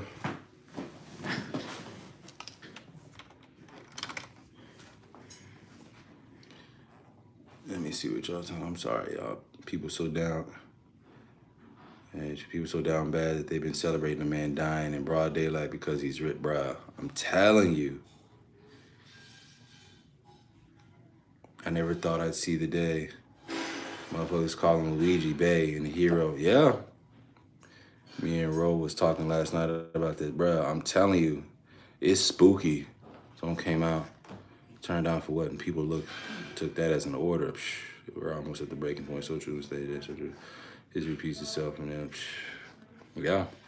And that's what I'm saying, man. Like, you got to think about the cognitive dissonance it requires for you, simply because American citizens are going through their own struggles with the medical care system, that we would rationalize potentially taking a father, a husband, away from his family, simply because we disagree with the bureaucracy that's imposed on him. You know, now granted, I'm not saying that I don't know the man. I don't know what he's done. I don't know, his particular heart, his virtue. I don't know. I don't know if any of us really do. But for us to be okay with anyone feeling like it's their job to act on our behalf in that heinous of a way, like, bro, you killing that man didn't change anything. You killing that man didn't change a thing. If anything, you you just ruined your life and the life of his family for nothing. It's almost could just be considered your ego getting a little out of whack. And the last thing I think that the last thing I think we want is America to turn into Arkham City. That's the last thing we want. The last thing we want is for America to turn into this place where vigilante justice is what we're now relying on to impact change and to affect change. Granted, I do think that the system is slow, but you just know if vigilante justice you're not always going to agree with vigilante justice. You're not going, that's not a democratic ideal. It's not something that we'll be like, yeah, sure, I agree with this. No, it's not. What happens when there's another sect of vigilante justice that believes, that Mexicans and black folks are the reason why America is deteriorating the way that it is? What happens when that vigilante, those motherfuckers, what happens when that becomes a thing where people start riding out at nighttime and taking folks out? I don't know, bro. It's just a very slippery slope. It's a very slippery slope. I may need to look around to see if we can get an SME case.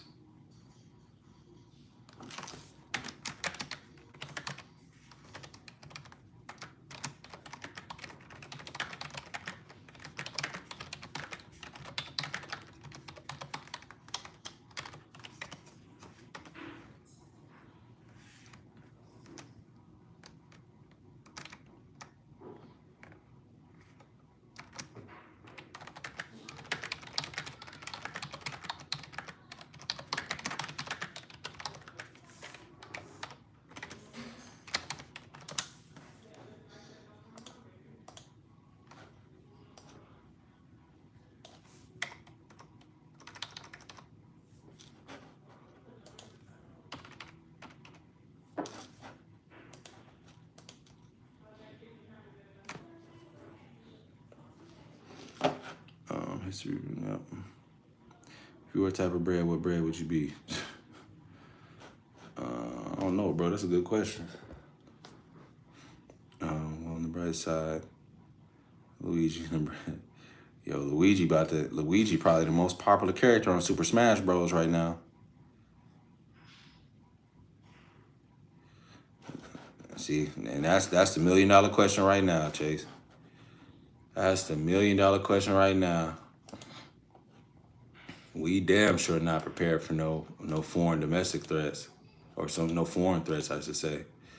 And China, bro, how they be looking? They look like they kicking ass. China look like they ready to take over. Cats over here, cats love that Temu. Cats love that Temu.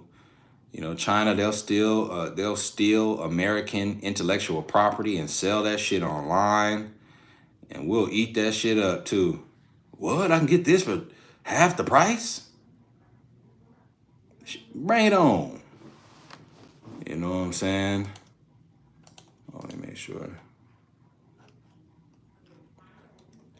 Peekaboo. I did put 200s on my chain.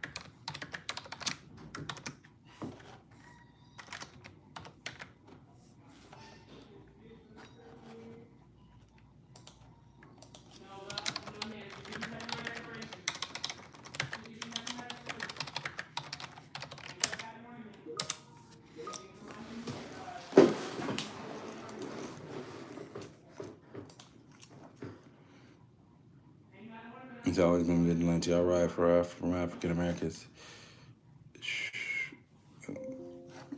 Queen, Queen, if you're 72, I need you to stay in the house. I need you to, if you are truly 72, I need you to stay in the house. Yeah, cuz I'm at the crib. I'm working right now. At the, little office. My desk is dirty as hell though. Yeah, we working on, man. I still got 2 more sets, bro. I still got 2 more sets of back. I ain't done with my workout yet, man. Chopping it up with the folks, man. I done lost track of time.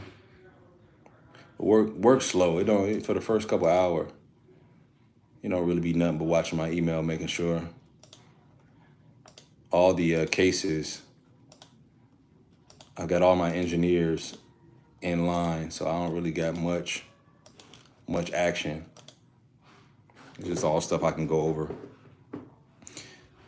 to make sure. It's kind of like one of those jobs where it's like if you front load a lot of your like if you stay on top of things, you stay ahead of things, it can kind of create a bunch of chill days for you, you know. So I did a lot of work last week preparing for this week, and it's holidays, so people ain't really doing too much right now. Hold on, y'all don't look at my, hold up. It's a little dirty right here, but I got my PS5, you know what I'm saying? That's this screen right here. Let me see what I'm saying. Turn that on real quick. Y'all see what's going on around here, dog. Let me show y'all a little sunshine, a little sunshine, a little sunshine. A little sunshine, a little sunshine, a little sunshine. Yeah, you know what I'm saying? That's what we got the you know what I'm saying, you know what I'm saying, ooh, y'all saw that Elden Ring. You know what I'm saying? That's what we playing right now. What y'all know about that Elden Ring, Kaka?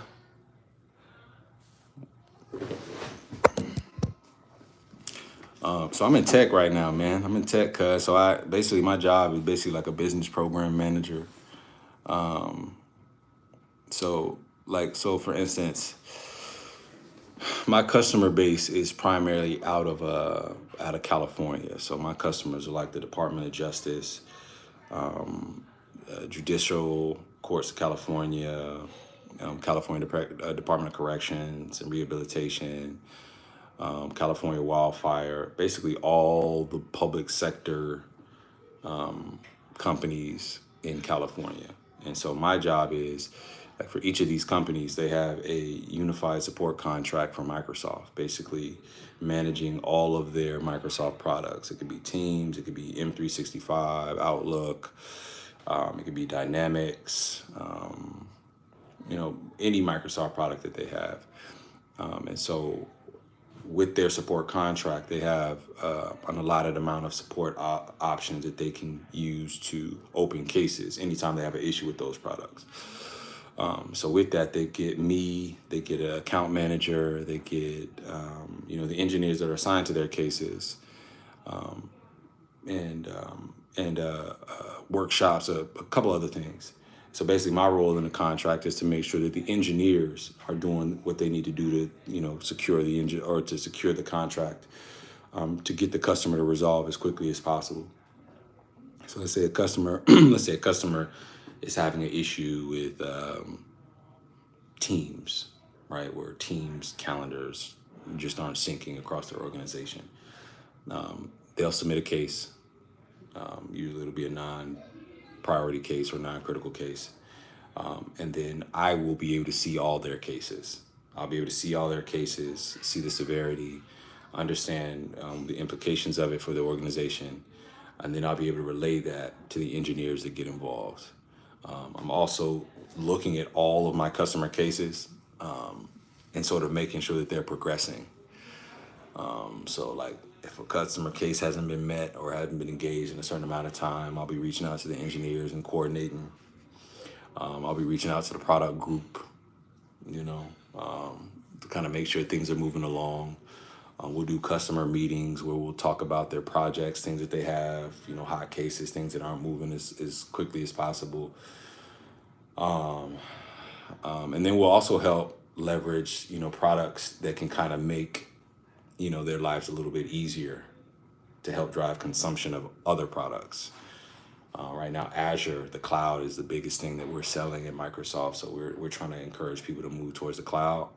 And one of the biggest challenges with a lot of PubSec organizations, the government, you think like your DMVs and shit, is that they're really, really old. They're old. They don't want to change shit. And when it is time to change shit, it takes a long time for them to agree to the change. So trying to have them, go from their old ass systems to utilizing Azure is a huge, huge opportunity for Microsoft. So, but yeah, that's kind of what I do. Oh yeah, I'm in all. I'm in all.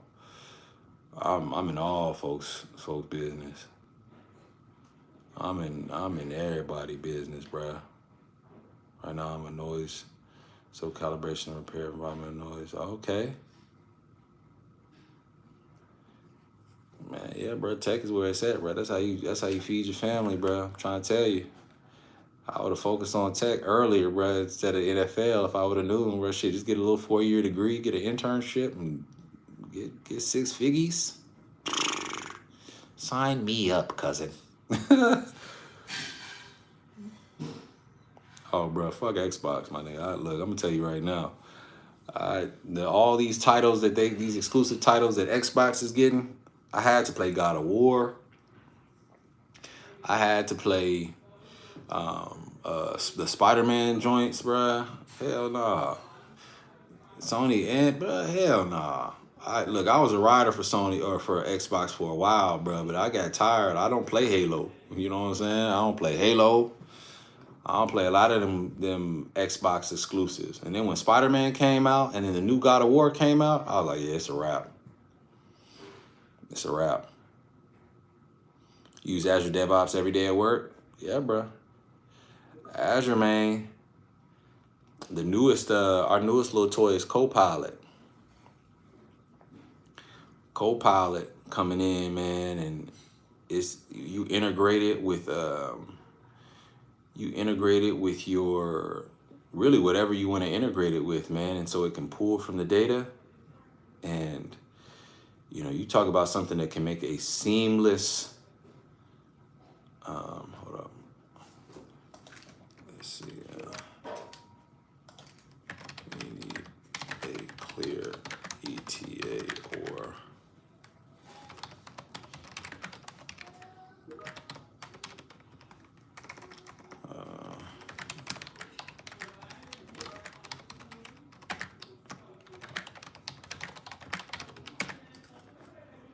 everything urgent, Brody. Lord, the frenzy flame ending is literally so beautiful. Watch my favorite way of beating the game. Oh, so you know a little something. You know a little something, something. Bless me, you know a little something, something. Look, I can show y'all my guy if you want to see my guy. I can show you. I ain't no vet. Yep, using Gemini. Some of those apps I got to get a little bit more familiar with. Hold up. Let me show y'all what we hitting for right now. I am in Sophia River. I just beat the boss down here. A little deer looking motherfucker. It's like apparently this is one of the underworlds of this area. Yeah, bro, we out here. Let's see if you can see my level. Let me see. Can you see my status? Hold up. There you go. I just started the game though. Level 63. You know what I'm saying? There's the little build. I carry. You know what I'm saying? I carry me a little sword, does a little damage. Keep keep a staff because I need a little projectile. You know, it's nothing really. I'm just enjoying the game. I like it because it just forces my brain to think about other things. You know, when you obsessing about trying to make sure that your family's straight, you need things you need to be intentional about making sure you get to relax. You know. Hold up, I'm gonna get up here in a second though, y'all.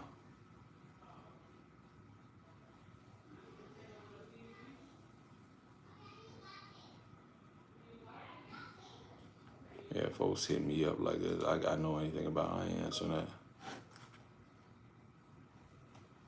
But yeah, man. Warzone is your vice. What's Warzone? Let me see what Warzone I'm talking about. I gotta look that up. Cause is that like a tower defense game? It sounds like a tower defense game. I love little tower defenses. What's War? Oh, you talking? Is that you talking? I'm tripping. You talking Call of Duty? Oh, okay, bro. I'm terrible at first person shooters. I ain't even gonna lie to you. I'm terrible at first person shooters. I'm terrible.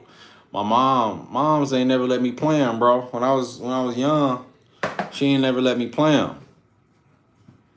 She never let me play them.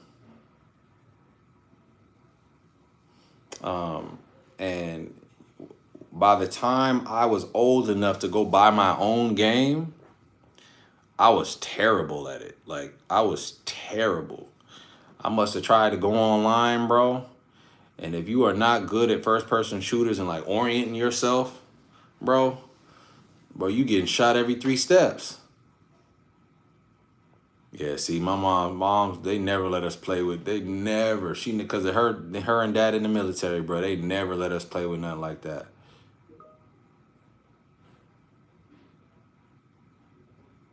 Bro, this is not my scope.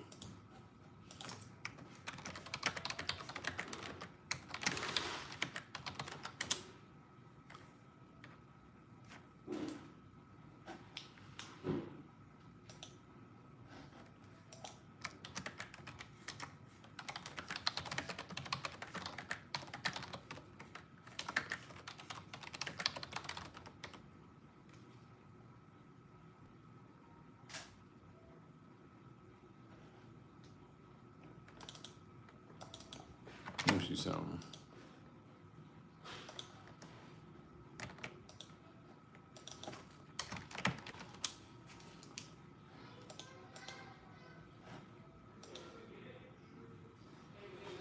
You're right, Blessed. Balance is key.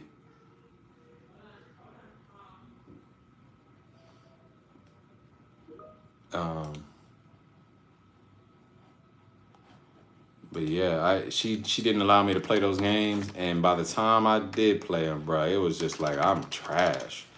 You know, people around the time when I remember when Halo came out, and I remember how big of a craze it was, and I remember people playing it, and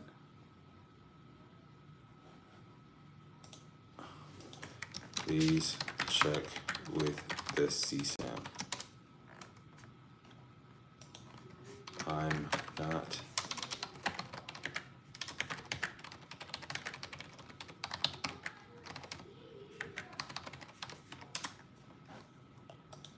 Let me see here. Sorry, y'all. Give me 1 second.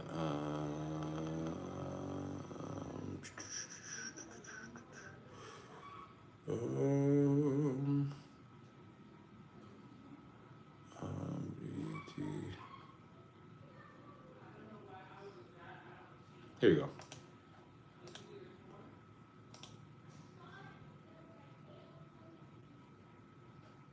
Give me 1 second. Yeah, you're right. It is time for another. Okay, I'm gonna get it real quick. Hold on. Let me just check one thing. I'm actually checking a customer situation right now. So I just want to make sure this person has access to.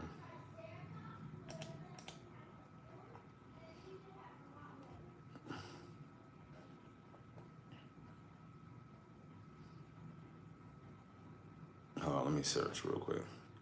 That's one thing about this job. You can get people will try to rope you into doing things that's not really your bag. Yeah, I don't see this cat in here, bro. They'll try to rope you into things that is not really your thing. And you just got to tell them straight up. No, it's not my scope. But when I first started doing this job, I wanted to be able to do everything.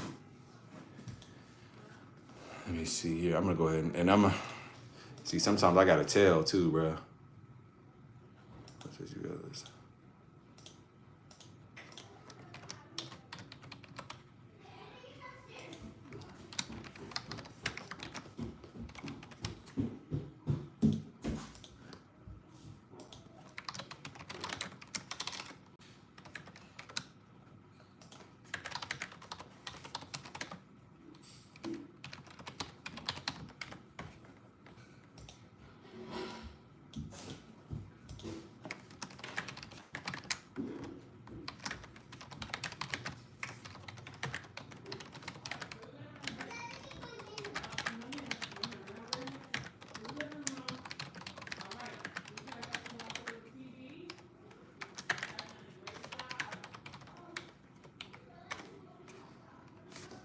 All right. Oh shit. I'm an old ass man. Well, you know you're old when you gotta make a noise to get up.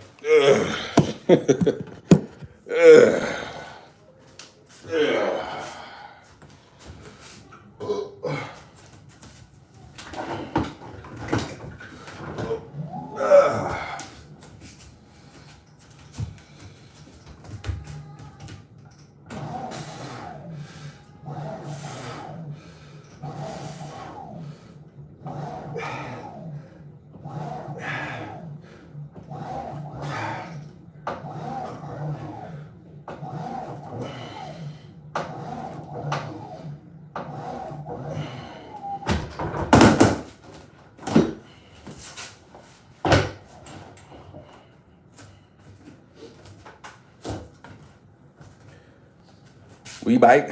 We bite.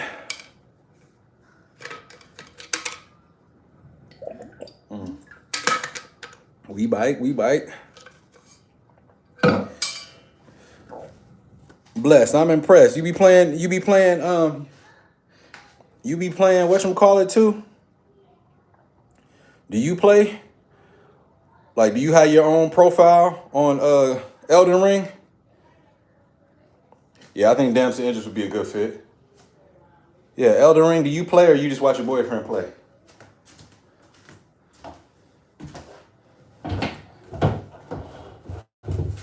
Oh. Yeah.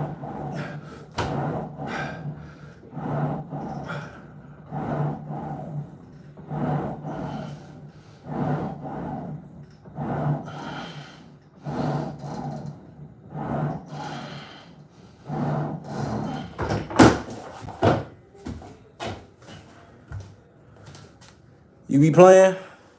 I ain't gonna lie, that game is intimidating. There's so many things that you can do. Look at that. She said, no, I watch, massage, feed, and hydrate. Amen. Lord. Amen. Oh.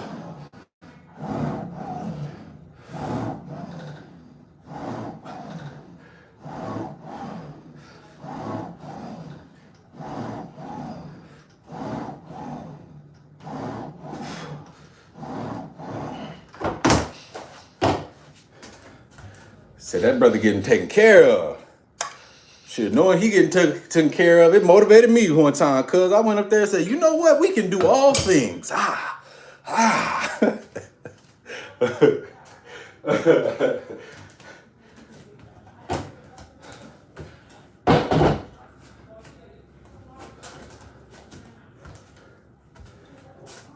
You know what I'm saying?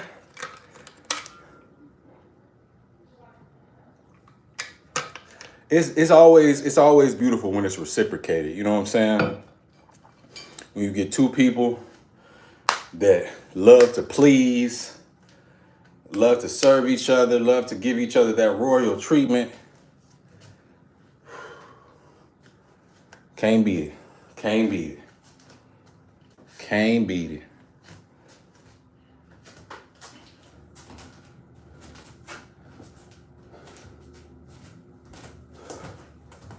Can't beat it.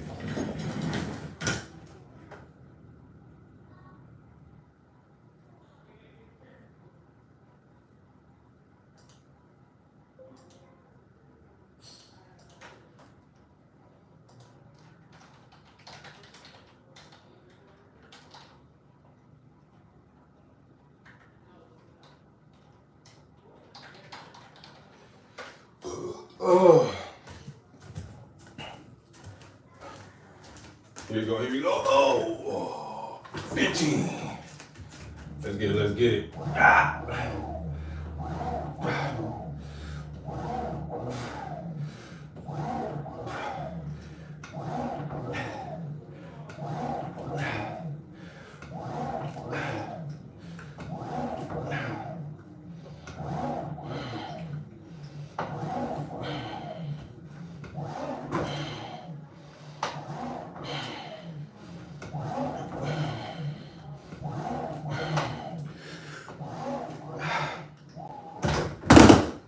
Woo! Woo! Look, I'm trying to tell you right now. My wife is like that too. It'd be weird because we both like to serve, but I don't be liking to receive so much, man. You know, I grew up with a mom who would teach, you know, how to like treat your lady. You know what I'm saying? So when my wife be trying to massage my feet and, you know, lotion my legs and cut my nails, you know, I get all bashful. I'm like, no, you don't gotta do all that. You don't gotta do all that. No, baby, you just sit down, you know? Sometimes it's tough to be able to accept all that treatment. You know what I'm saying? You gotta get used to it.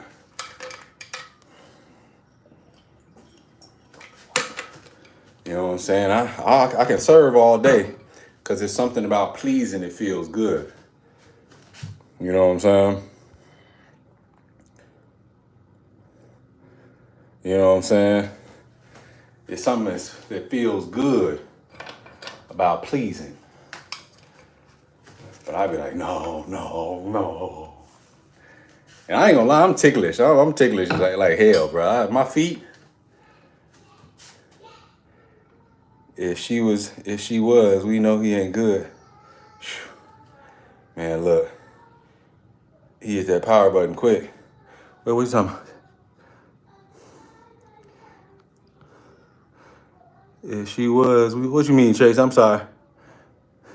What happened? Who this talking about? You know, the hand I used to play patty cakes with. What is happening right now? Folks come in on that bush.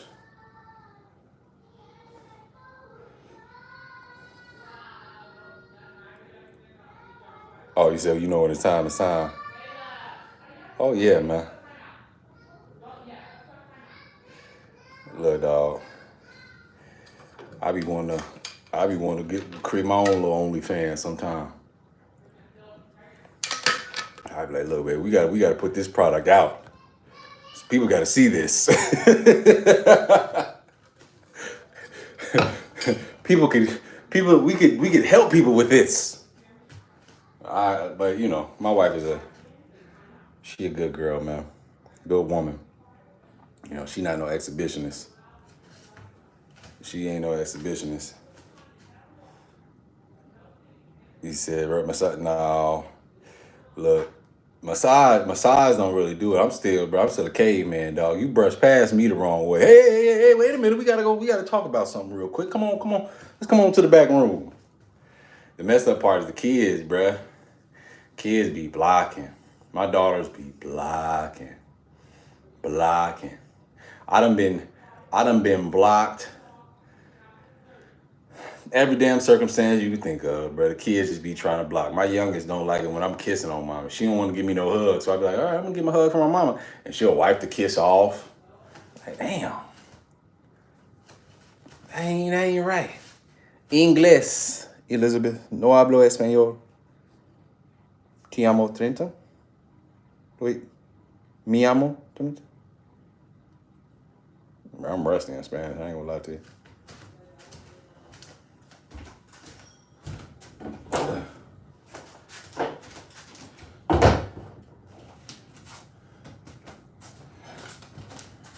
Man, look.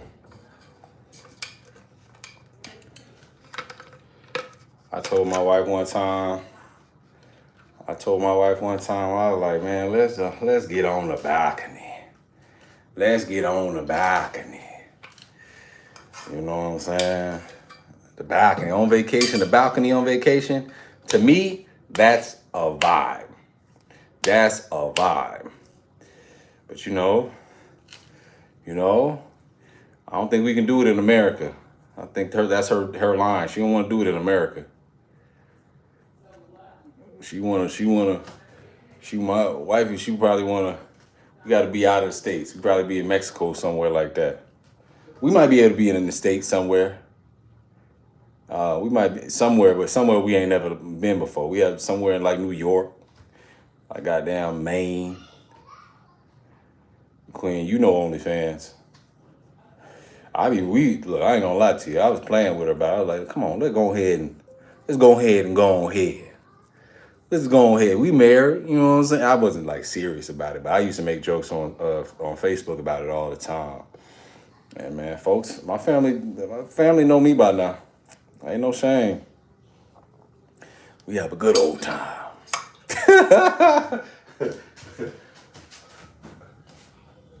I feel like that's one of the cool things about marriage.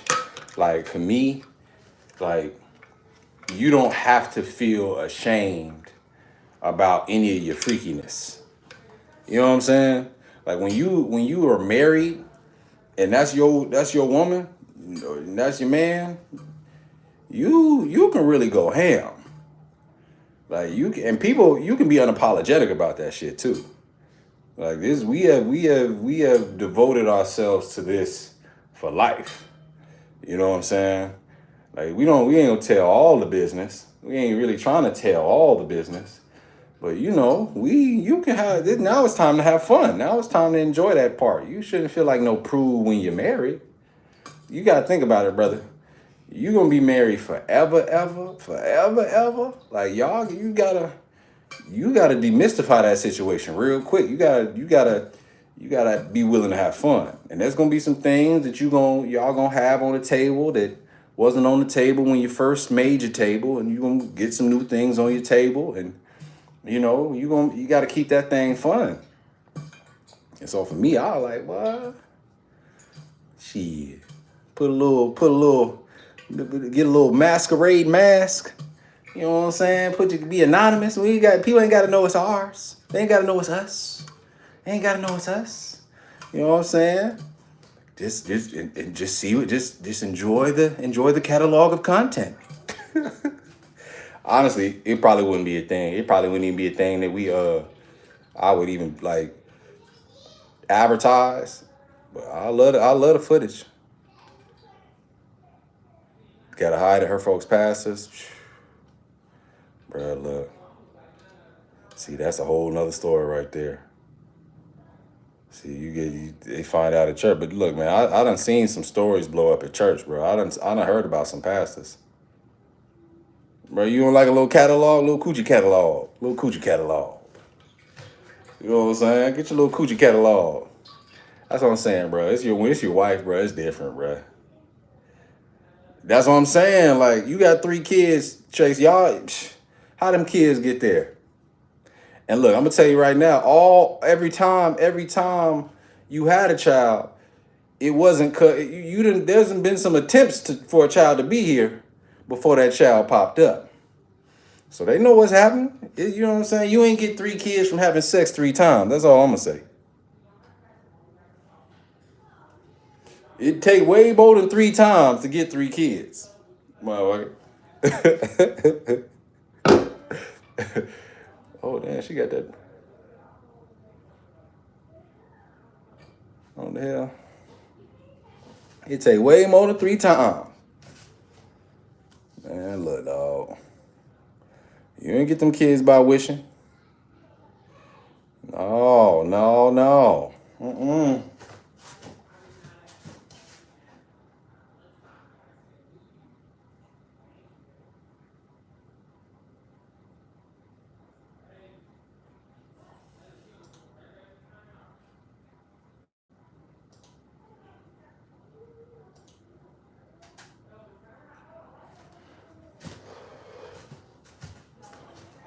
That's what I say, man. That to me was one of the incentives of marriage, man. Because I'll tell you one thing that has happened as a result of me being married.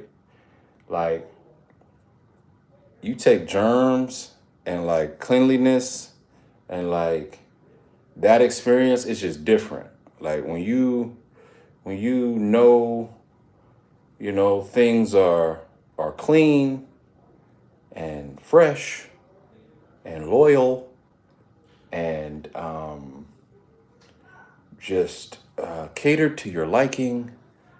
What Miss Lady J say earlier, it's very demure. Like, you know what I'm saying? Like when you know it's like it's a different experience, bro. It's different. Like when you out there playing them, when you out there in them streets, bro, you out here taking chances, dog. You out here taking chances, bro. You out here, you like you I can't even imagine being able to like really get into bag unless it was like it like out there in them streets because I've come to learn like I've come to enjoy like the true comfort and like ooh like I'm not everybody can't get kissed in the mouth, bro. I know how some of these YNs be, bro. Some of these YNs out here kissing everybody in the mouth, bro. I can't do it, bro. I couldn't do it, bro. Being married now, you know what I'm saying? It's just clean to get that man fresh out the shower. Have at it, bro. Just enjoy. You know what I'm saying? Out in these streets, bro, you don't really know what's going on out here. We just talked about moral decay. Mm. And I'm not talking about body count. I ain't talking body count. I'm talking about like cleanliness. Like, how active are you getting screenings? Are you clean? Like, are you like, you know what I'm saying? Like that. Like, who are you? You know what I'm saying? Like when you got all that cultivated with your person and it's just comfortable and it's just clear for the runway, that's when you really enjoying it. I can't even imagine, bro. I can't even imagine, bro. Being out there and be like, ooh, what is that? I ain't never, that odor is different. I don't know if it's I don't know. I got a little experience, but I don't know. We just coming from the club. Is that supposed to be green? No, it's I'm just playing. Is it supposed to? I don't know.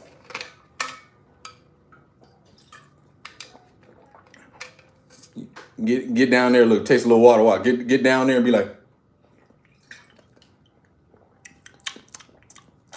I don't know. Let me get another.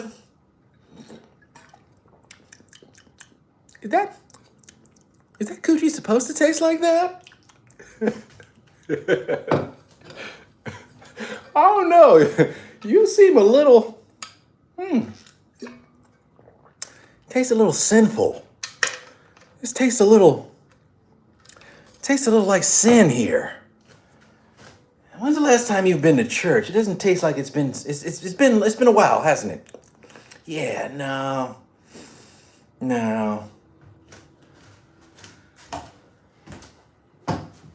It's crazy in these streets, bro.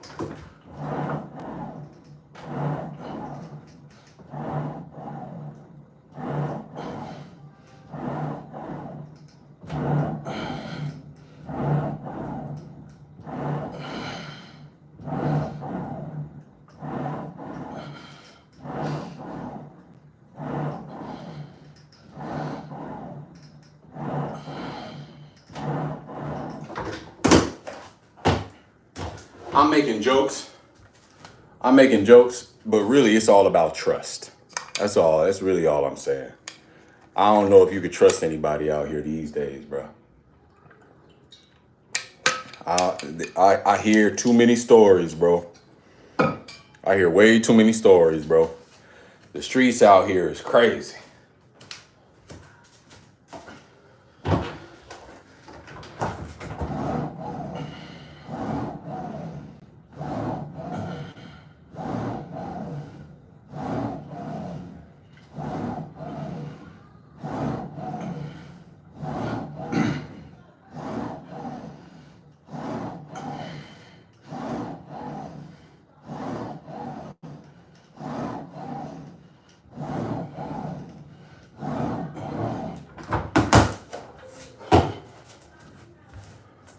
You know what I'm saying?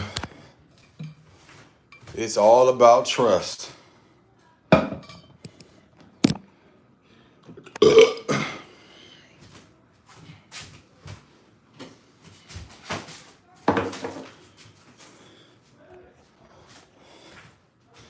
Trust, loyalty, respect. And honestly, man, I think folks outside, they moving a little different. Okay. My report card ain't bad today, y'all. You know, y'all see my weight's still moving up. Looks like I gained 348 pounds today. I got 348 pounds stronger. 124 more calories, which is pretty cool. Looks like we didn't have any coaching cues. Looks like we lost about 29 seconds of time under tension. We could do better than that. 2 hours. Yeah, we were doing a lot of yapping, bro. That was a lot of yapping.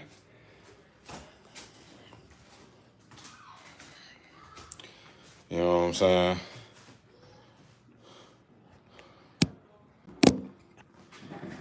Man, Quinn, I ain't judging you for not wanting to be a widow.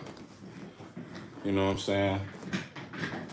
I'm sure your person would want you to be happy. And whatever that meant for you, you know. I know life out there can be lonely without true companionship. You know what I'm saying? I know it can be.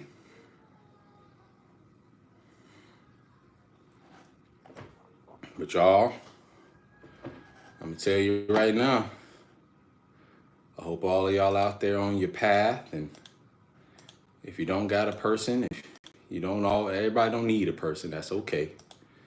You know what I'm saying? And you can establish trust and loyalty in a situationship if y'all got trust and loyalty. I ain't saying you gotta be married.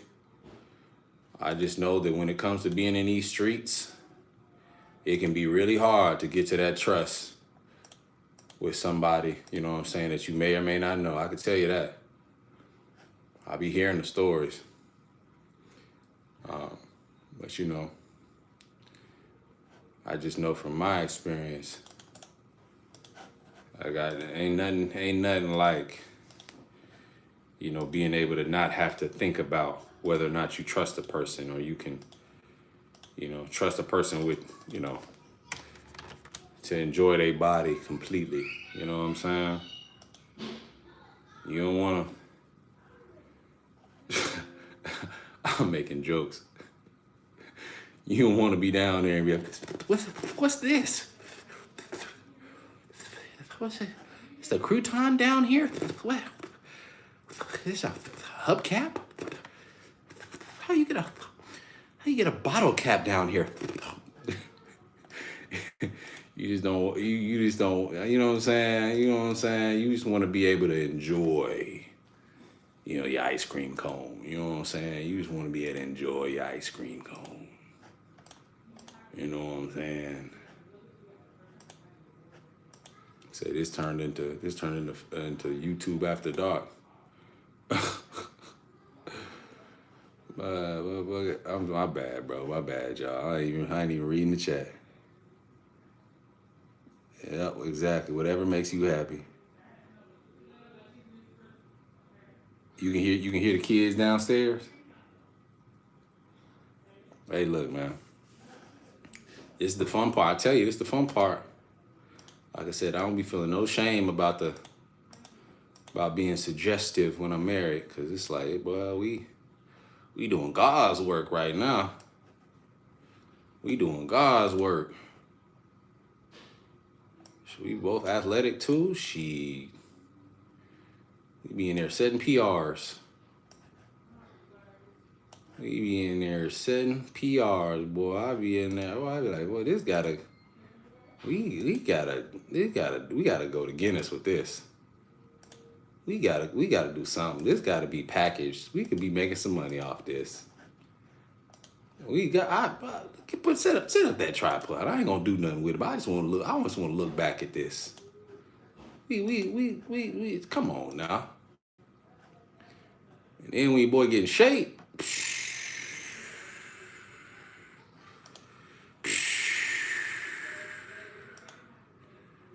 boy, when you can run a 6-minute mile and like you don't never lose breath. They be trying to get these boys hymns. Some cats just need some goddamn cardio. Boy, when you got your wind and you in shape. What how mystical say danger. Danger. Watch yourself. I know. Go ahead though. I'm trying to tell you, bro. You don't need hymns. Get your ass some hokas. Oh shit, bro. My bad, y'all. Black Roshi after dark. Oh Lord. What I'm doing, dog. My bad, dog. My bad, dog. I done. My bad, dog. My bad, dog. My bad, dog. Bro, I don't got no fresh trim. You can always tell if somebody got a fresh trim when you look at their facial hair, bro. I'm out here looking like Charlene's dude. You know who Charlene's dude is? Damn, under the neck is crazy. Sheesh, look at under that neck. Ugh. Ugh. So this my white POV.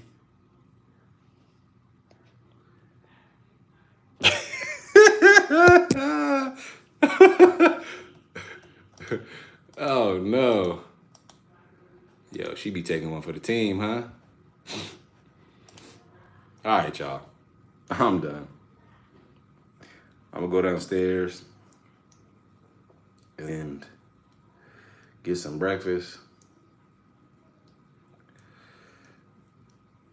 You know what I'm saying? Probably get some eggs and see. You know what I'm saying? This is the last thing I'll say, bro. Last thing I'll say.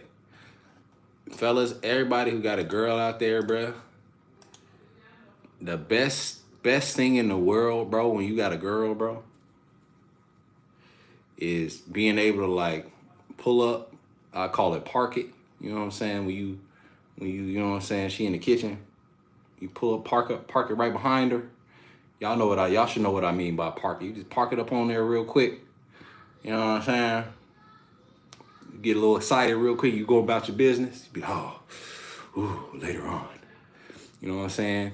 And then being able to just get a little grab, bro. Just get a little slap and grab. That slap and grab, bro, I'm telling you, it's a stress reliever, bro. She in the bathroom, just a little slap and grab. Not a hard slap. Sometimes you can skip the slap. Just go right to the grab, man. Just nice little grab. Just nice little grab. Top 10, bro. I done got out of meetings pissed off. She be in the kitchen cooking something or just be somewhere standing up. Park it real quick, get a little hug and get that double meat scoop. You know what I'm saying? How you get the double meat scoop at Chipotle.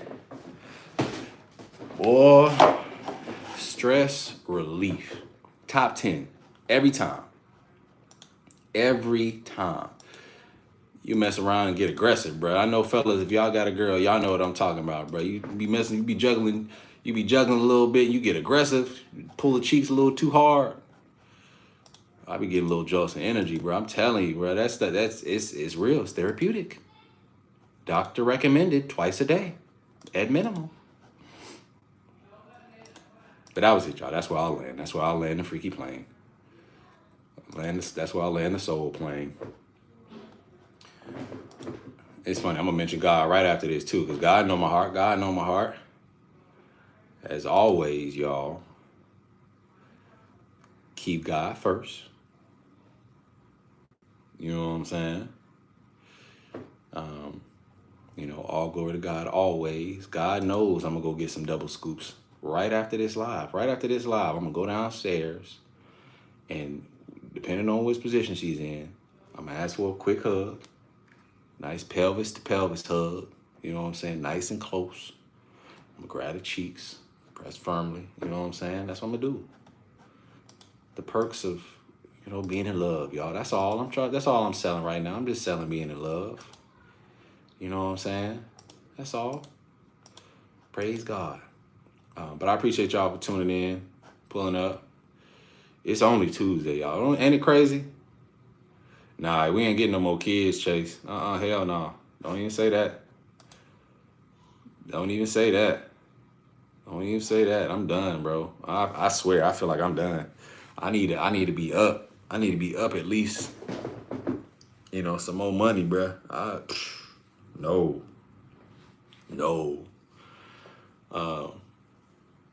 I mean, if it happened, it happened. But I'm not trying to make it happen. I'm not trying to make it not happen, but I'm not trying to make it happen, if you know what I mean. Hell no. Hell no. Anytime you have a kid, bro, it's like the kid. It's like you hit the reset button on your life. Like like I'm playing Elden Ring right now, right? Having another kid is like resetting my game. I don't want to reset my game. Hell no. Man, hell no. But as always, you guys, I appreciate y'all for tuning in. You know what I'm saying? Bro said, how often, bro? Look, I'm gonna be honest with no, that's G14 classified, bro. I ain't doing all that. I ain't doing all that. I ain't gonna do all that because I don't know if she wants y'all knowing her business like that. You know what I'm saying? I could tell y'all about me doing double scoops, but what I will say is it goes through phases, though. I'll say it goes through phases. With kids, it goes through phases. You have real active periods, and you have lulls. What I will say is a lull don't ever last longer than probably 2 or 3 weeks. But you have lulls for sure. People be tired. But man, I ain't gonna let you know what the peak be talking about. All right, y'all. It's time to get to work. About 12, goddamn 30. I'll be back tomorrow. It's crazy. It's only Tuesday. It feel like goddamn Friday, don't it? Don't it feel like Friday? I feel like it should be Friday if it ain't. Maybe that's just me. But y'all, I'll holler at y'all tomorrow. Tomorrow we'll be doing shoulders. And I appreciate all y'all for tuning in, man. Blessed. Chase, cuz I appreciate you pulling up, bruh. Quinn, good to see you again, Miss Lady J. D, earlier, I'm sorry to discuss you, my brother. You know what I'm saying? My bad to, discuss you, man. This, we gotta get the TP after dark every now and then. But I appreciate all y'all, man. I love this community. All right. It's been TP Locks, aka Black Roshi. Signing out.